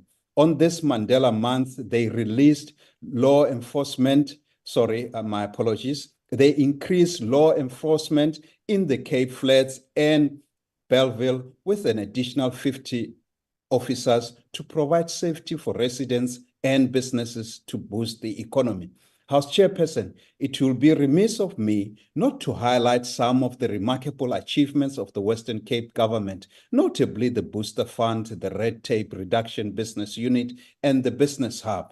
The Western Cape Booster Fund has supported over 950 small, medium, and micro enterprises across the Western Cape, sustaining 4,977 jobs and dedicating 85.5 million rands since 2019. Additionally, between 2019 May and March 2023, the Western Cape government's red tape reduction has saved the province economy 2.4 billion rands through its interventions. Through programs such as this and concerted effort on safety and service delivery for businesses and residents, the Western Cape proudly boasts the lowest unemployment rate in the country. Today, I can confidently state that the Western Cape government aims to bring unemployment below 20%, and we firmly believe that small businesses are a crucial vehicle in achieving this goal. Over the past 5 years, nearly 79% of all net jobs created in South Africa were in the Western Cape.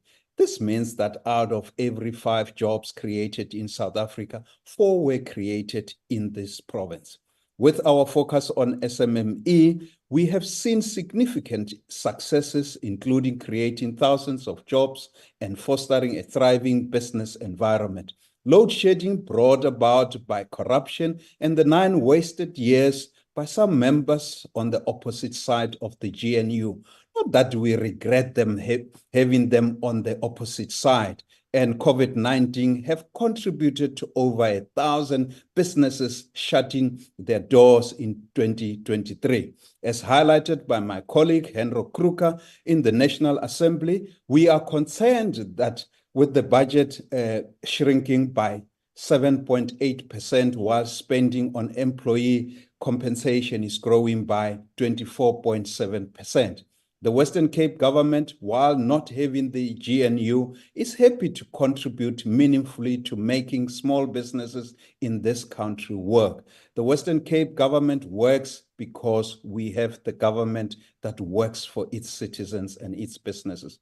We call on the GNU partners to engage and collaborate with us to make South Africa a better, safer place to start and maintain a small business that can grow the economy and reduce unemployment in this country. After all, as they say, teamwork makes the dream work. Sometimes it also makes the light stay on. I thank you, Chair. Thank you very much, Honourable Masipa. Honourable members, the opportunity now passes to the Deputy Minister, Trade, Industry and Competition, Honourable Godlimpi.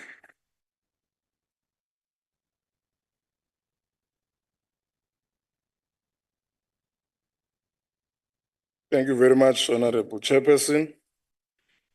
The Ministers Tau and Dabeni, the Deputy Ministers Whitfield and Stolle, the Directors General, the DTIC team, the Select Committee Chair, Honourable Boshoff. Honourable Chair, following the President's formation of the GNU, the Minister, supported by Deputy Minister Whitfield and I, has hit the track at full throttle. From multiple deep dive strategic sessions with officials at the DTIC to various stakeholder engagements, and more recently, as indicated by the Minister, our 2 international engagements on both AGOA and BRICS. Let me take you through some key outcomes of the 14th BRICS Plus Trade Ministers meeting and how we can use them to advance our industrial objectives.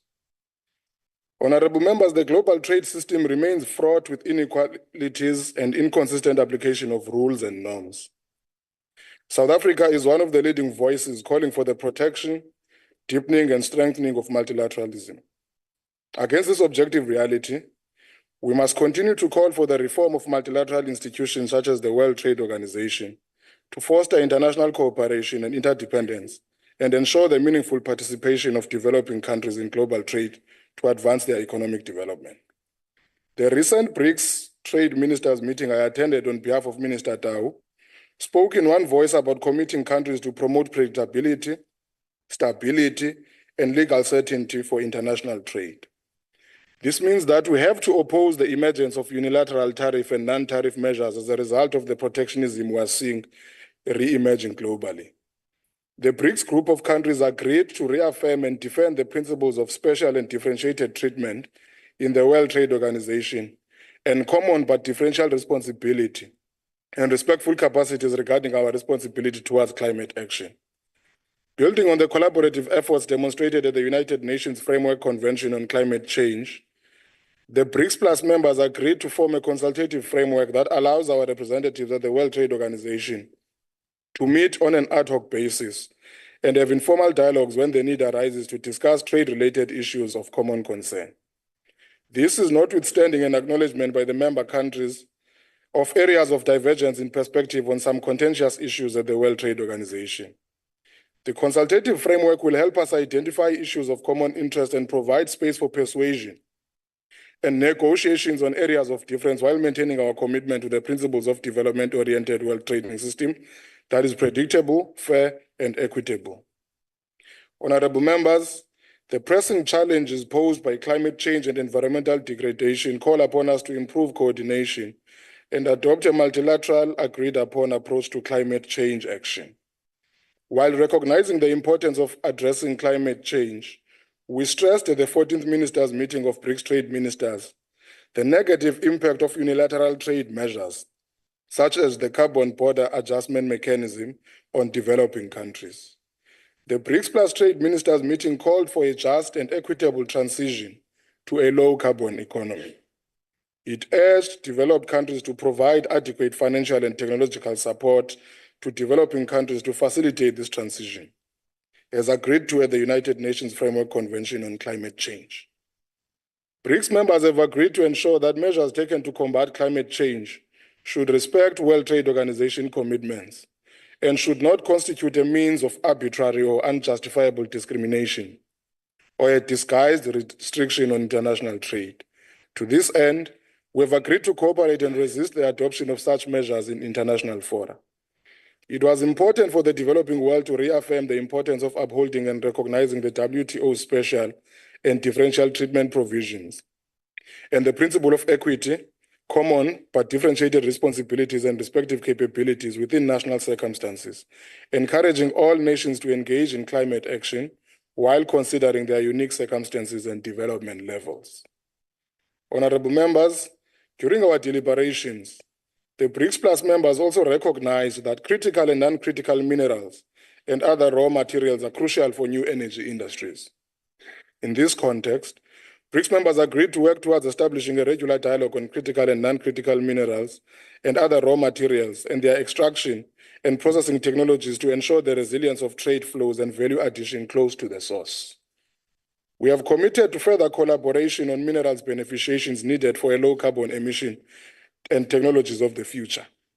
We will endeavor to collaborate to ensure that mineral resources within BRICS members and our region are utilized for the sustainable development objectives of our countries, our regions, and our people. We also discussed the importance of food security and agricultural trade and stressed the need to address global food price volatility, ensure market access for agricultural products, and promote sustainable agricultural practices. Other BRICS trade ministers joined South Africa in emphasizing the role of agriculture in poverty reduction and rural development and supporting our alignment for increased cooperation amongst BRICS countries in this area of agriculture. We took the opportunity to discuss with our trade partners during bilateral discussions areas of concern regarding non-tariff barriers to our agricultural products entry into specific markets. Amongst the issues discussed included citrus, transit treatment, alternative treatments for timber, and market access for our beef products. Honorable members, during our engagements in bilateral meetings and the BRICS formal engagements, we raised the vital role of trade in promoting economic growth, job creation, and poverty reduction. We also emphasized the importance of increasing intra-BRICS value-added trade. We used our participation at BRICS to emphasize further the importance of inclusive trade policies that benefit all segments of society, particularly small and medium-sized enterprises, and to encourage the exchange of best practices and experiences in supporting SMME development and enhancing their participation in international trade. BRICS members and other developing countries continue seeing the impact of e-commerce and digital trade in our countries and region. We highlighted the potential of e-commerce to drive economic growth, create jobs, and improve market access for businesses, especially SMMEs. However, we also raised e-commerce's challenges, such as cross-border taxation, consumer protection, and data privacy. Joined by other BRICS ministers, we agreed to support and call for developing international rules and standards for e-commerce to ensure a level playing field and maximize its benefits.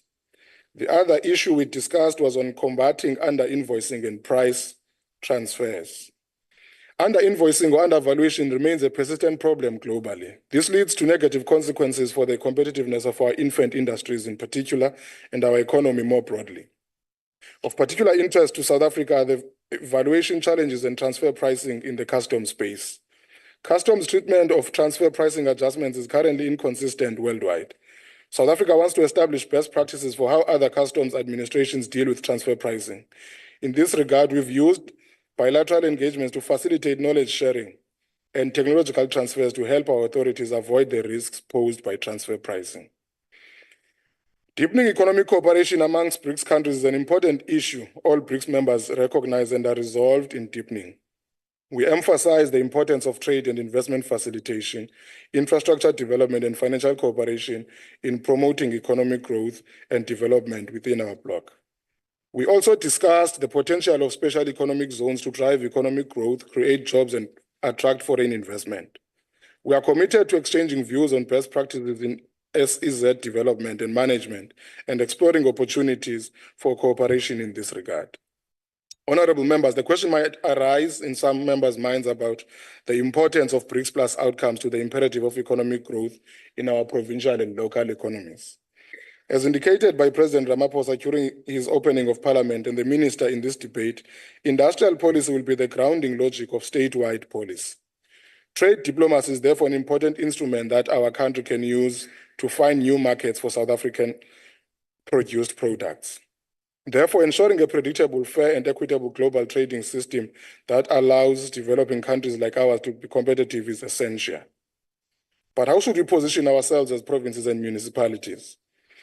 On the opportunities presented in collaboration in critical minerals and the beneficiation for better storage and renewable energy technologies, provinces such as Limpopo, Northwest, Northern Cape, Mpumalanga, and Gauteng are endowed with critical minerals that are necessary for the green transition.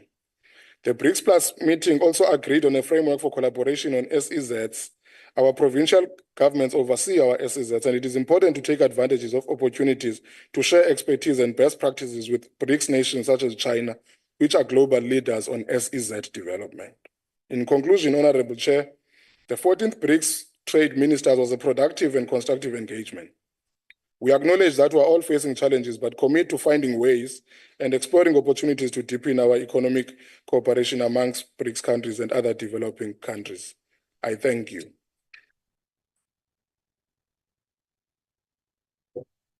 Thank you, Honorable Deputy Minister.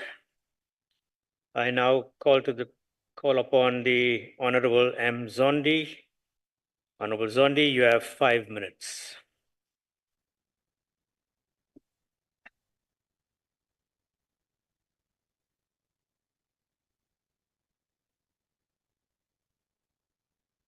Honorable Zondi, are you there on the virtual platform? Going on. All right, I'm told that he is on the platform, but he's not able to be visible or audible to us. I think we should go on to the next speaker and then we'll come back to Honorable Zondi. I then call upon the Honorable Godsell. Honorable Member, you have 6 minutes. Like a sweep.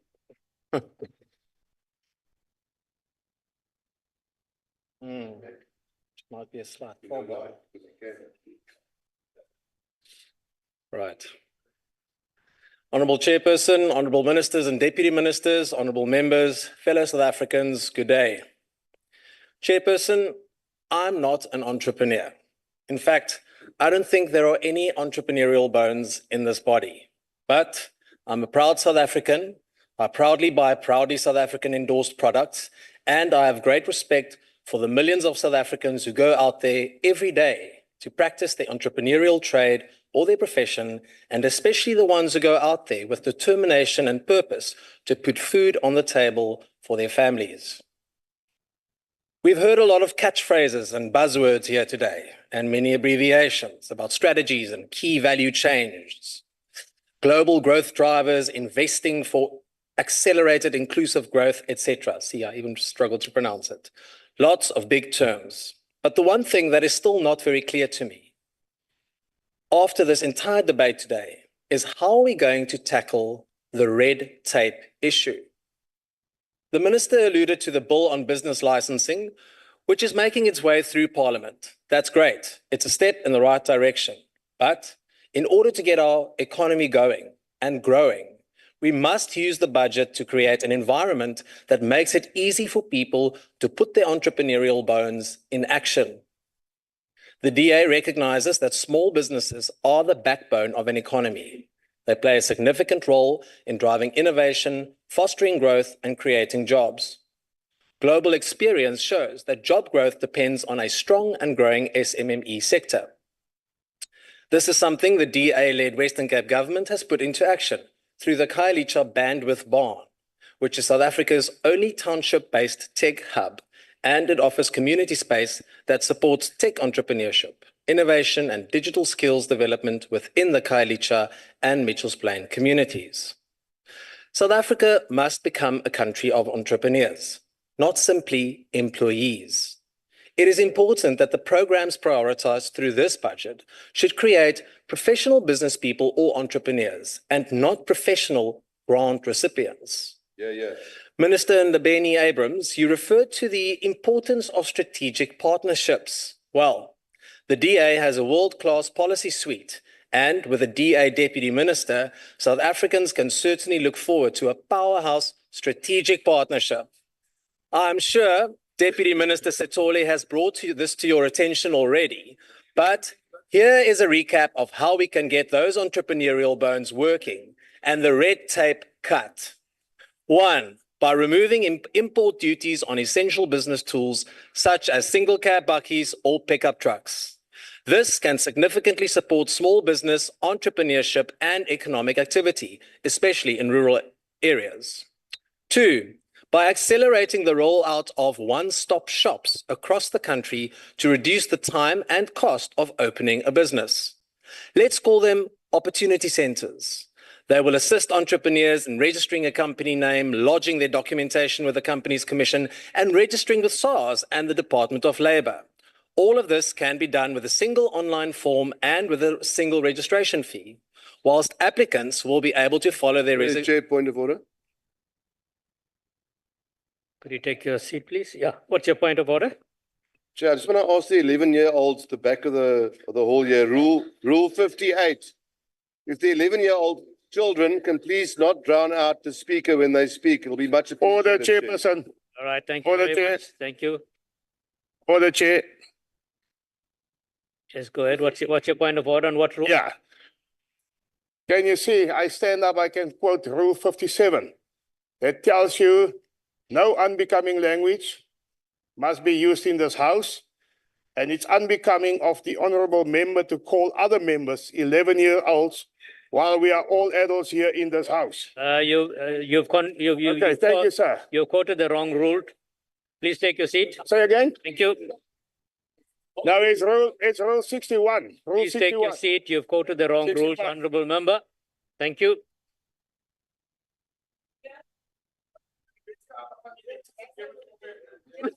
As jy geluister het, sê jy klaar gehoor.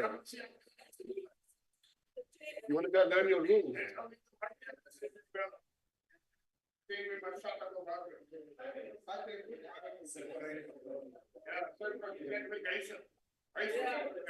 Dis hoe 'n 11-jarige optree. Ja. 'n groot barbecue. The dummy.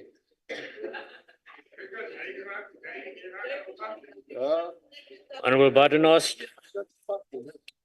Order, honorable members. Honorable Bartanos, you were out of order in terms of calling an honorable member 11-year-old. So I will ask you to please withdraw that. Please withdraw. My apologies, Chair. It wasn't my intention to enter into a battle of wits with an unarmed person. Honorable member, please withdraw and take your seat. Thank you. Honorable Godsell, could you please continue? Thank you. Number 3, the DA has proposed to collaborate with industry experts and local business growth organizations to develop an extensive business starter toolkit for local entrepreneurs. These toolkits will offer checklists, guides, templates, and tools for all stages of business, including a startup checklist, legal and regulatory step-by-step navigators, business planning templates, finance resources, and digital tools such as accounting software and e-commerce platforms. Number 4, facilitating microfinance opportunities to support and promote the creation of small businesses. Microfinance is a proven model for promoting inclusive economic growth. Minister Tao, I'm afraid the district development model is not as effective as you claim it to be. Not everything needs to be centralized. It's simply not possible to consider local needs and local context with a one-size-fits-all plan, and they don't deliver. The existing intergovernmental relations framework and accompanying act already allows for cooperation across different spheres of government. The DDM is designed to undermine local municipalities and not to foster cooperation.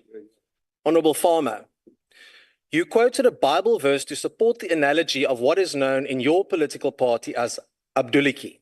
You stood here before this house just the other day, expressing your gratitude for the improvement in your health. You struck me as a believer, a religious person. But I'm wondering, what does your Bible say about Honorable Mackenzie's undertaking to switch off the oxygen of an immigrant to prioritize a South African national? And how is this analogy of Abduliki supposedly taking opportunities away from South Africans different from Honorable Mackenzie's selfish delivery of bicycles to underprivileged kids, only to take it away after he has taken the picture for his social media profiles? I don't know, perhaps you're reading a different Bible to me, but be that as it may, your xenophobic utterances and your disregard for the rule of law should be disregarded with the contempt that it deserves.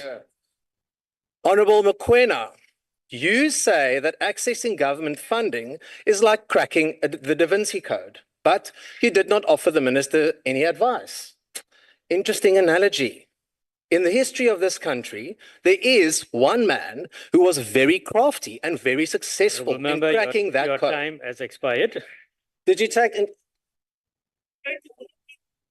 Yes, we did. Take into, yeah, we did. They didn't.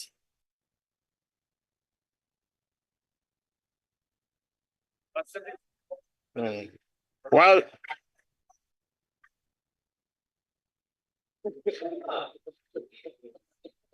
all right, I'll make another call for Honorable Zondi. If you are on the platform, Honorable Zondi. No, I don't think he's there, so we'll move on to the next honorable member, and that is the Honorable Modise.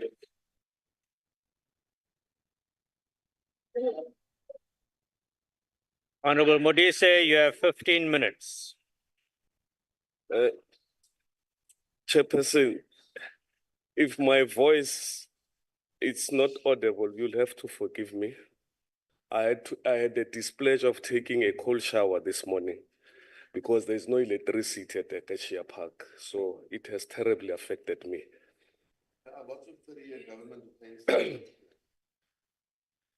Chairperson and Deputy Chairperson of National Council of Provinces, Minister Parks Mpho Franklin Tau, Minister Stella Tembisa Ndabeni Abrahams, Deputy Minister Zuko Godlimbi, Deputy Minister Rajani James Tole, and Deputy Minister Andrew Whitfield, Chief Whip of the NCOP, MECs on the line, Councillor Miriam Mohoje, honorable members, and fellow South Africans.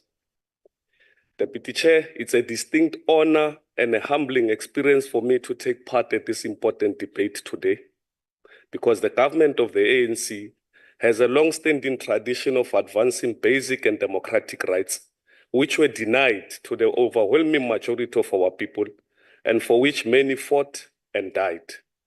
Not only were our people treated without dignity by the regime of terror in Pretoria, but they were also excluded from accessing institutions of higher learning, which were the preserve of the exclusive minority. Frederick Hengel teaches us that dialectics is a term used to describe process of debate that involves conflicting and different three parties. These are thesis, antithesis, and synthesis. This is known as negation of the negation, which is one of the laws in a debate that defines thesis as a path of progress, antithesis as integration of progress, and synthesis as some of the old and structures within the development. The mandate of the ANC-led government is to respond, Honorable Badenhorst.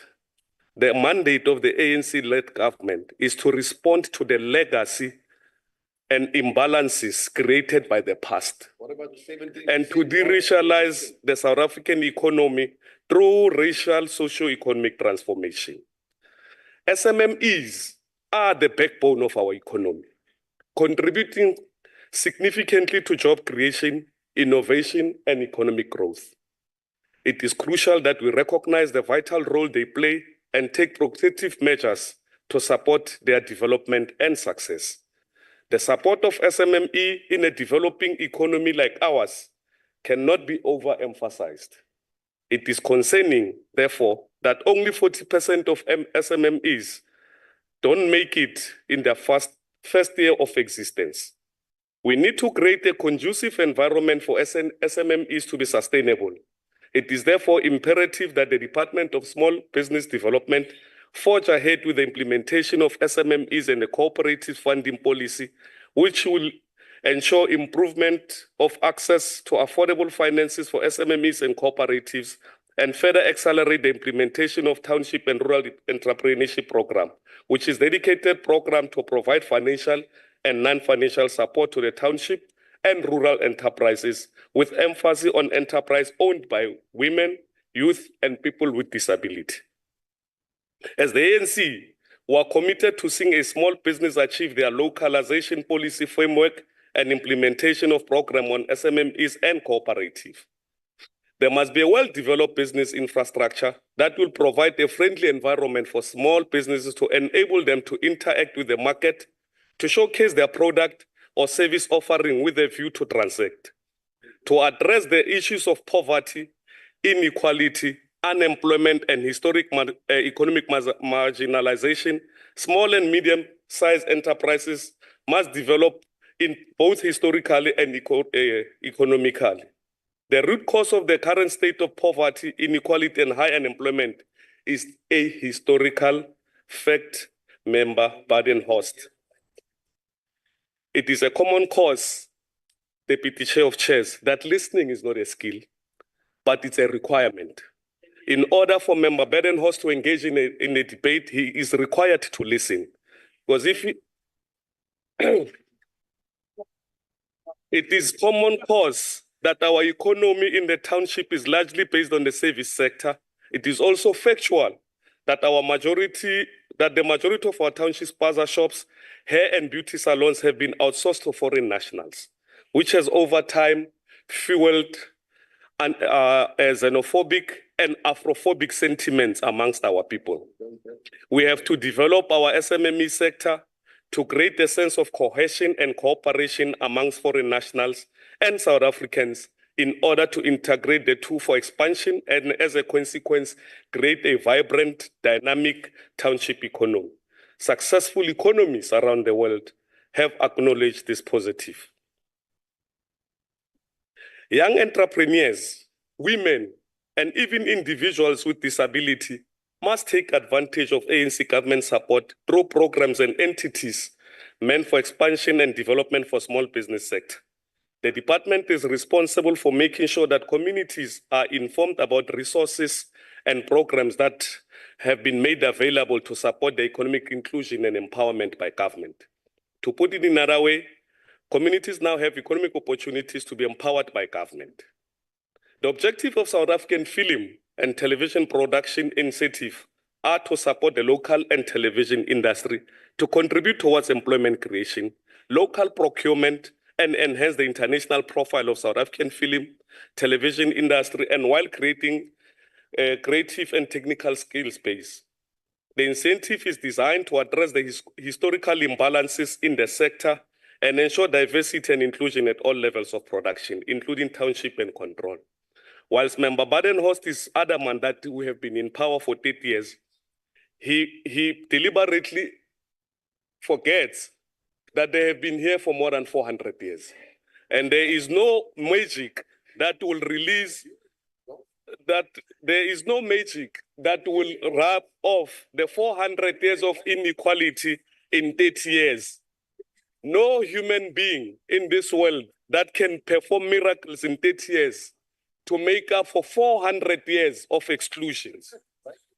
The incentives is designed to address the historical imbalances in the sector and ensure diversity and inclusion at all levels of production, including ownership and control. They support the local film and to support the local film industry and to contribute towards employment opportunities in South Africa. The sector is expected to create 1,500 jobs from the additional funds allocated and attract about 3 billion in foreign investment over the medium-term expenditure. Currently, South Africa is facing skills deficit. The skills shortage has a negative impact on socio-economic advancement and a rapid economic development required for the South African economy, as well as absorption of labor. The absence of appropriate skills required for the development of the South African economy constrains its growth, limits employment opportunities, and impacts on investment possibilities. The tools to resolve the lack of appropriate skills do not reside only with the department led by Honorable Tau. However, it is required that they engage with the relevant educational institutions, the Department of Employment and Labor, Science, Technology and Sector, or SETA, to address the critical skills shortage. These are essential for our industrialization effort and rapid transformation in technology. The slow economic growth in South Africa, together with the weak revenue and rising debt, Honorable Chair, service cost, among others, contributes towards a revenue shortfall. Sorry, could you please take your seat, please? Honorable Chair, will the member take a question? Yes. The member has indicated that he will take a question. Go ahead, Honorable Badenhorst. Thank you. Thank you, Chair. I just want to ask the member, he's referring to the booming film and television production industry. Could he tell us which province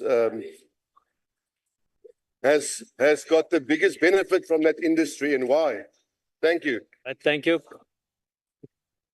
Could you continue, Honorable Modise? Could you continue if you want to answer the question? Thank you so much. The slow economic growth in South Africa, together with the weak revenue and rising debt service cost, amongst others, contributes toward the revenue shortfall. This has led to a protracted fiscal constraints and austerity measures. However, within this context, South Africa faces triple challenges of poverty, inequality, and unemployment, where the department led by Minister Tau should play a critical role in addressing this through its industrialization drive, which I know for a fact that Deputy Minister Godlimpi, it's in your heart. And amongst others, especially given the multiplier effect of the manufacturing sector, notwithstanding an acknowledgement of significant reduction on the budget presented here today. While we appreciate the difficulties that the budget is being adopted under, the reduction of the budget of a critical department of small business and trade industry should not be permitted to continue perpetually, as these two departments are critical to the creation of jobs and alleviation of poverty in our society. Many drivers of industrialization, such as logic system, input pricing, and administrative costs, lies outside the department's mandate. This, an effective industrial policy, requires effective integration at the level of government and public entities, as well as the private sector. The DTIC must ensure that there is a cohesion and coordination across all national departments and spheres of government. We are hopeful that all parties of the GNU, which I'm told is Government of National Unity, will honor the statement of intent that places the country industrial strategy at the center of growth and development. Chairperson, a member of the EFF stood here and attended to me. I'm a gentleman. I won't attend to ladies. But I just want to flag one thing for you. When you leave here today, a quick research on your tablet that has been provided to you by the parliament, or the laptop, or the phone, and Google December 16, 2029, where the president, your supreme leader, Julius Malema, addresses the National Plenary Assembly in Nasrec. He says, and I quote, that in the next 5 years, we'll have built a private school in Alexandra, which will cater for the children of the poor background, child-headed families, and the children of families of people who suffer from HIV and AIDS. If we do not do this, fighters and comrades, you must not elect us in the next conference. Close quote. As we speak, when I say in the EFF, you are told what to say, I am not imagining things. When I say in the EFF, you are told what to say, I am not imagining things. Julius Malema and the 90% of the leadership of EFF were together in the youth league. We talk to these comrades. They cry to us. They have no space to raise their issues. Who are the people that they can, confidently confide in us to say, these are what the supreme leader is doing. Let me make you an example. Every member of the EFF who has found his voice in the EFF, like Lynchfield Chabalan, Andy Lemkitama, Patrick Sindani, the lady from Gauteng Legislature, Mandisa Mashego, where are they? These are all members who have found their voices in the EFF. Mpora Makata, we can name the list. Let me tell you what you don't know. As I tell you now, your supreme leader is aware. Your supreme leader is aware that you took this podium given to you by the EFF to promote your business and never said anything about the EFF. He knows as I speak to you now. And he's going to attend to you, believe me. When we say in the EFF, you are told what to say. We are not imagining things. Let me ask you, which meeting took decision to redeploy Floyd from KZN? Which meeting took a decision? Which meeting took a decision to say those who did not achieve 10% in their wards must no longer be available to stand for the leadership of the EFF? There's no meeting that takes a decision. It is a decision of an individual. You know why? To come back. Well, he knows, even in his ward, he did not get 10%. But you are going to elect him. He can't say anything in the EFF. As I close,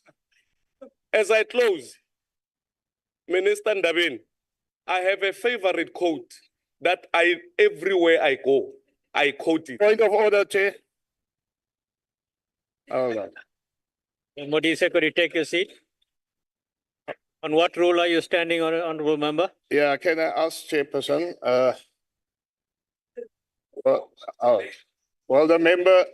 Will the member take a question? On what rule are you standing, honorable member? I am standing on Rule 61, Chairperson. Hope you got your rule right this time. Let's see, 60.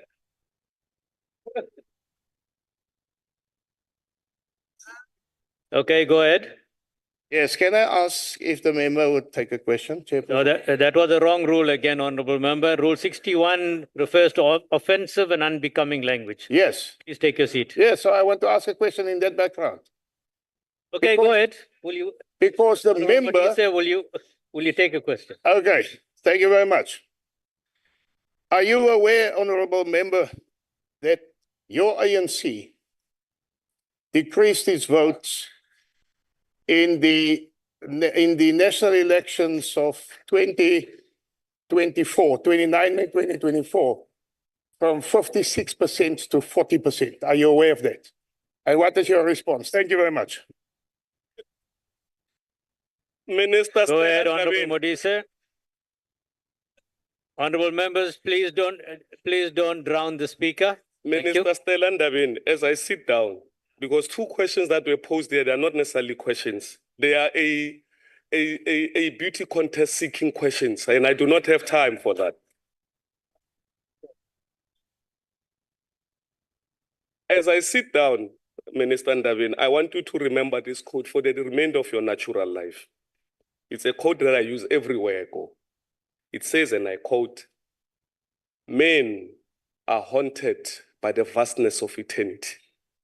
And so we ask ourselves, will strangers hear our names long after we're gone and wonder who we were, how fiercely we fought, how bravely we loved?" Thank you very much. Very much.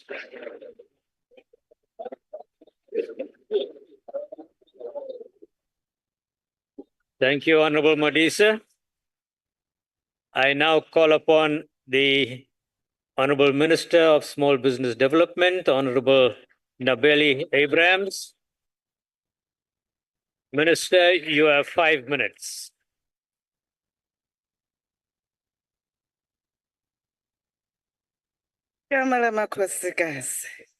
Thank you, Chairperson. I just want to confirm that earlier on I left 5 minutes and some seconds, and the Deputy Minister left 3 minutes, which means we add to the 5 minutes that I have.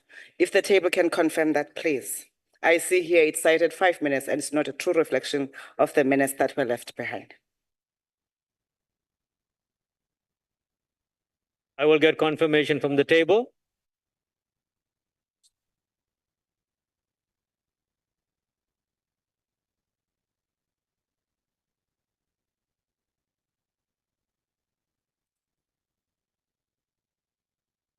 Honorable Minister, I've been informed that those rules don't apply in the NCOP. If you have forfeited time in your previous allocation, then it's gone. So now you have 5 minutes. May we be then privileged to get those rules updated because we have not received them. Thank you. Nevertheless, I would like to quote the preamble of the Constitution, as I had so many speakers here expressing themselves. And some of them are the ones that have signed the statement of intent that I spoke about earlier that has been agreed to by the parties in the GNU, citing the importance of recognizing the Constitution. And the preamble goes like this: "We, the people of South Africa, recognize the injustices of our past, honor those who suffered for justice and freedom in our land, respect those who have worked to build and develop our country, and believe that South Africa belongs to all who live in it, united in diversity." It goes on, which is why I thought it's important, honorable members, that I highlight that so that there isn't any other member of parliament who can come here and say we don't have a right to correct the imbalances of the past. When we introduce transformational policies like the BEE and the affirmative action, it is because our Constitution entrusts us with that responsibility. And therefore, all of us that respect the Constitution ought to recognize those. I'm going to highlight a few things as I'm looking at the time. Many members have spoken about the issue of the foreign nationals that are occupying our land. They must please go back and read the documents from the Department of Home Affairs that issued the white policy paper on legislation that talks to who gets to do what in terms of the visas. The second one are the standardized bylaws that were drafted and gazetted by the Minister of COGTA, the former ministers of those departments, and the department that just said we will be presenting the business licensing bill. And all of those, they talk to tackling the challenge that we are faced with, like any listening government to say, we do recognize that there's a crisis in our country. The fact that in all segments of the sectors of our economy, there are people that by law are not expected to trade. This is why we came back and we said, first things first, let's fix the legislation because the South Africa it's not like we are sitting and dreaming and not thinking and not knowing the realities that face our people, because we live amongst our people. We don't read about them. Others came here and said, show us those SMMEs, go to Pomegranate Wellness. I invite the honorable members to please make sure that when they go on oversight, they ask us for specifics so that they can get the information. I won't be reading because of time. Taste Me, Curry Fish, and many others that we have supported. But of course, not all of us can see, even when we have eyes. It is the beauty of democracy. Here in Western Cape, some people come here and say there's only one tech hub in the country in Khayelitsha. Well, as a government that has a responsibility in the 6th administration to build inclusive growth and make sure that we reach out to everyone here in the Western Cape, there in Michelle's Plain, there's God Game, it's a tech hub. Savant in Observatory, it's a tech hub. For IR Incubator Institute, it's a tech hub. And all of those are the gains of the 6th administration. We presented here that we dispersed 9.68 billion rands, but there are people who want to stand here and say that the government has not done anything and make reference to 85 million rands. In the Western Cape alone, we dispersed more than 1 billion rands, as I referred earlier on. Now, key to building the entrepreneurs is recognizing the support of the ecosystem, and all of us must work towards focusing on that. I did plead with members earlier on, but at the center of that is a department that must be strong, which is why we're attending to the legal prescripts that must give the department the teeth to bite, because we are 10 years, just like others are saying they're 11 years. So we are still on the foundational phases. If you understand what it takes to build an organization, watch us as we'll be rolling out implementation in this year, and you will be here.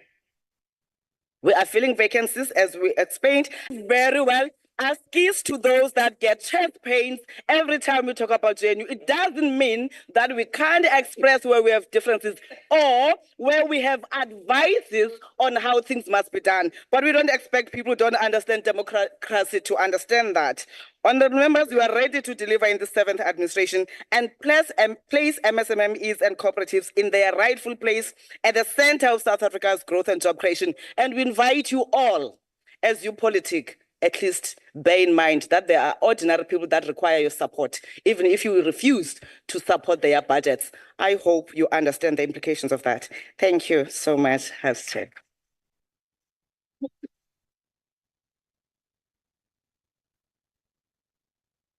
Thank you very much, Honourable Minister. And now I call the Honourable Minister for Trade, Industry and Competition, the Honourable Bessie Tau. Honourable Minister, you have 5 minutes. Thank you, Chair. Maybe starting on the same theme that Minister Ndabeni Abrams started on. Honourable Van der Berg, if there was no affirmative action, Springboks would not have had the same profile of players it has today. We can now celebrate the merits on which the selection of the team is based, but it took pain and the derogation of so-called quota players. All we're saying is that this economy needs its Siya Kolisi, it's Mani Libok, and it's Salman Murat playing alongside Eben Etzebek, and it is normal. That's all we're saying. If you understand that, you'll understand affirmative action and triple PE very well. Honourable Chairperson, I'd like to reiterate that industrialization cannot happen without the involvement of provinces and municipalities. And we are happy with the announcement by Honourable Matibe from Limpopo of the billions of investments attracted in the Musina SEZ and potential 10 billion rand investments in Fetakgomo Tubatsi. Honourable Godson, please understand the DDM for what it is. It is a decentralized mechanism of intergovernmental relations. It is actually an inversion of the system. This is in terms of the Intergovernmental Relations Framework Act. It is actually taking intergovernmental relations to the ground and not centralizing it. If you don't understand that, then you don't understand what the district development model is about. But on a different day, possibly sent by COCTA. I will spend a bit of time explaining it. Now, the chairperson raised the matter on innovative financing and private sector participation.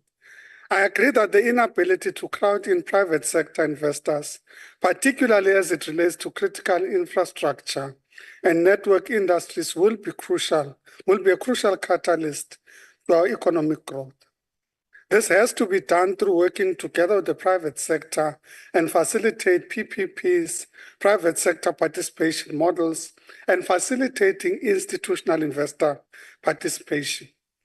With regards to localization and BBBEE, excuse me, we have to aggregate and consolidate our efforts and resources, including finances allocated towards these within both the public and the private sector.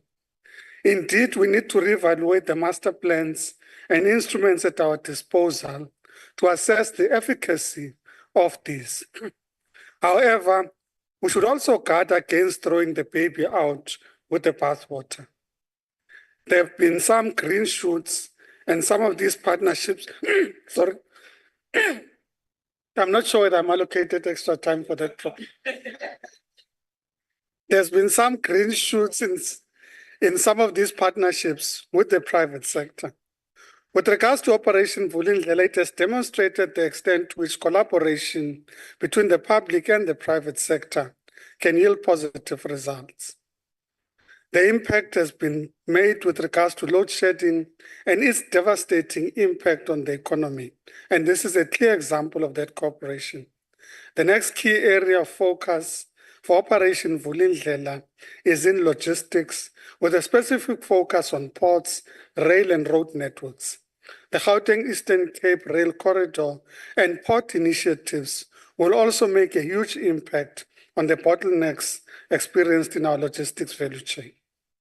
Honorable Mokoena, I fully agree with the comments around the levels of economic activity in the townships. As would be reflective in your input, the bulk of these activities are in retail and are informal. We must turn this around. There's no reason why we should keep black business as informal and small. Our budget vote has set out to do exactly that, resolve that problem. So you have to join in supporting this budget because it resolves a bigger problem than you are trying to resolve. Therefore, we call on you to reconsider aligning yourself to your own province. Honorable Mtinga, now how do we do this without a budget? All the things that you are saying, how do we do them without a budget if you have not internalized the budget? It can only happen if you have a budget to be able to execute. Thank you very much.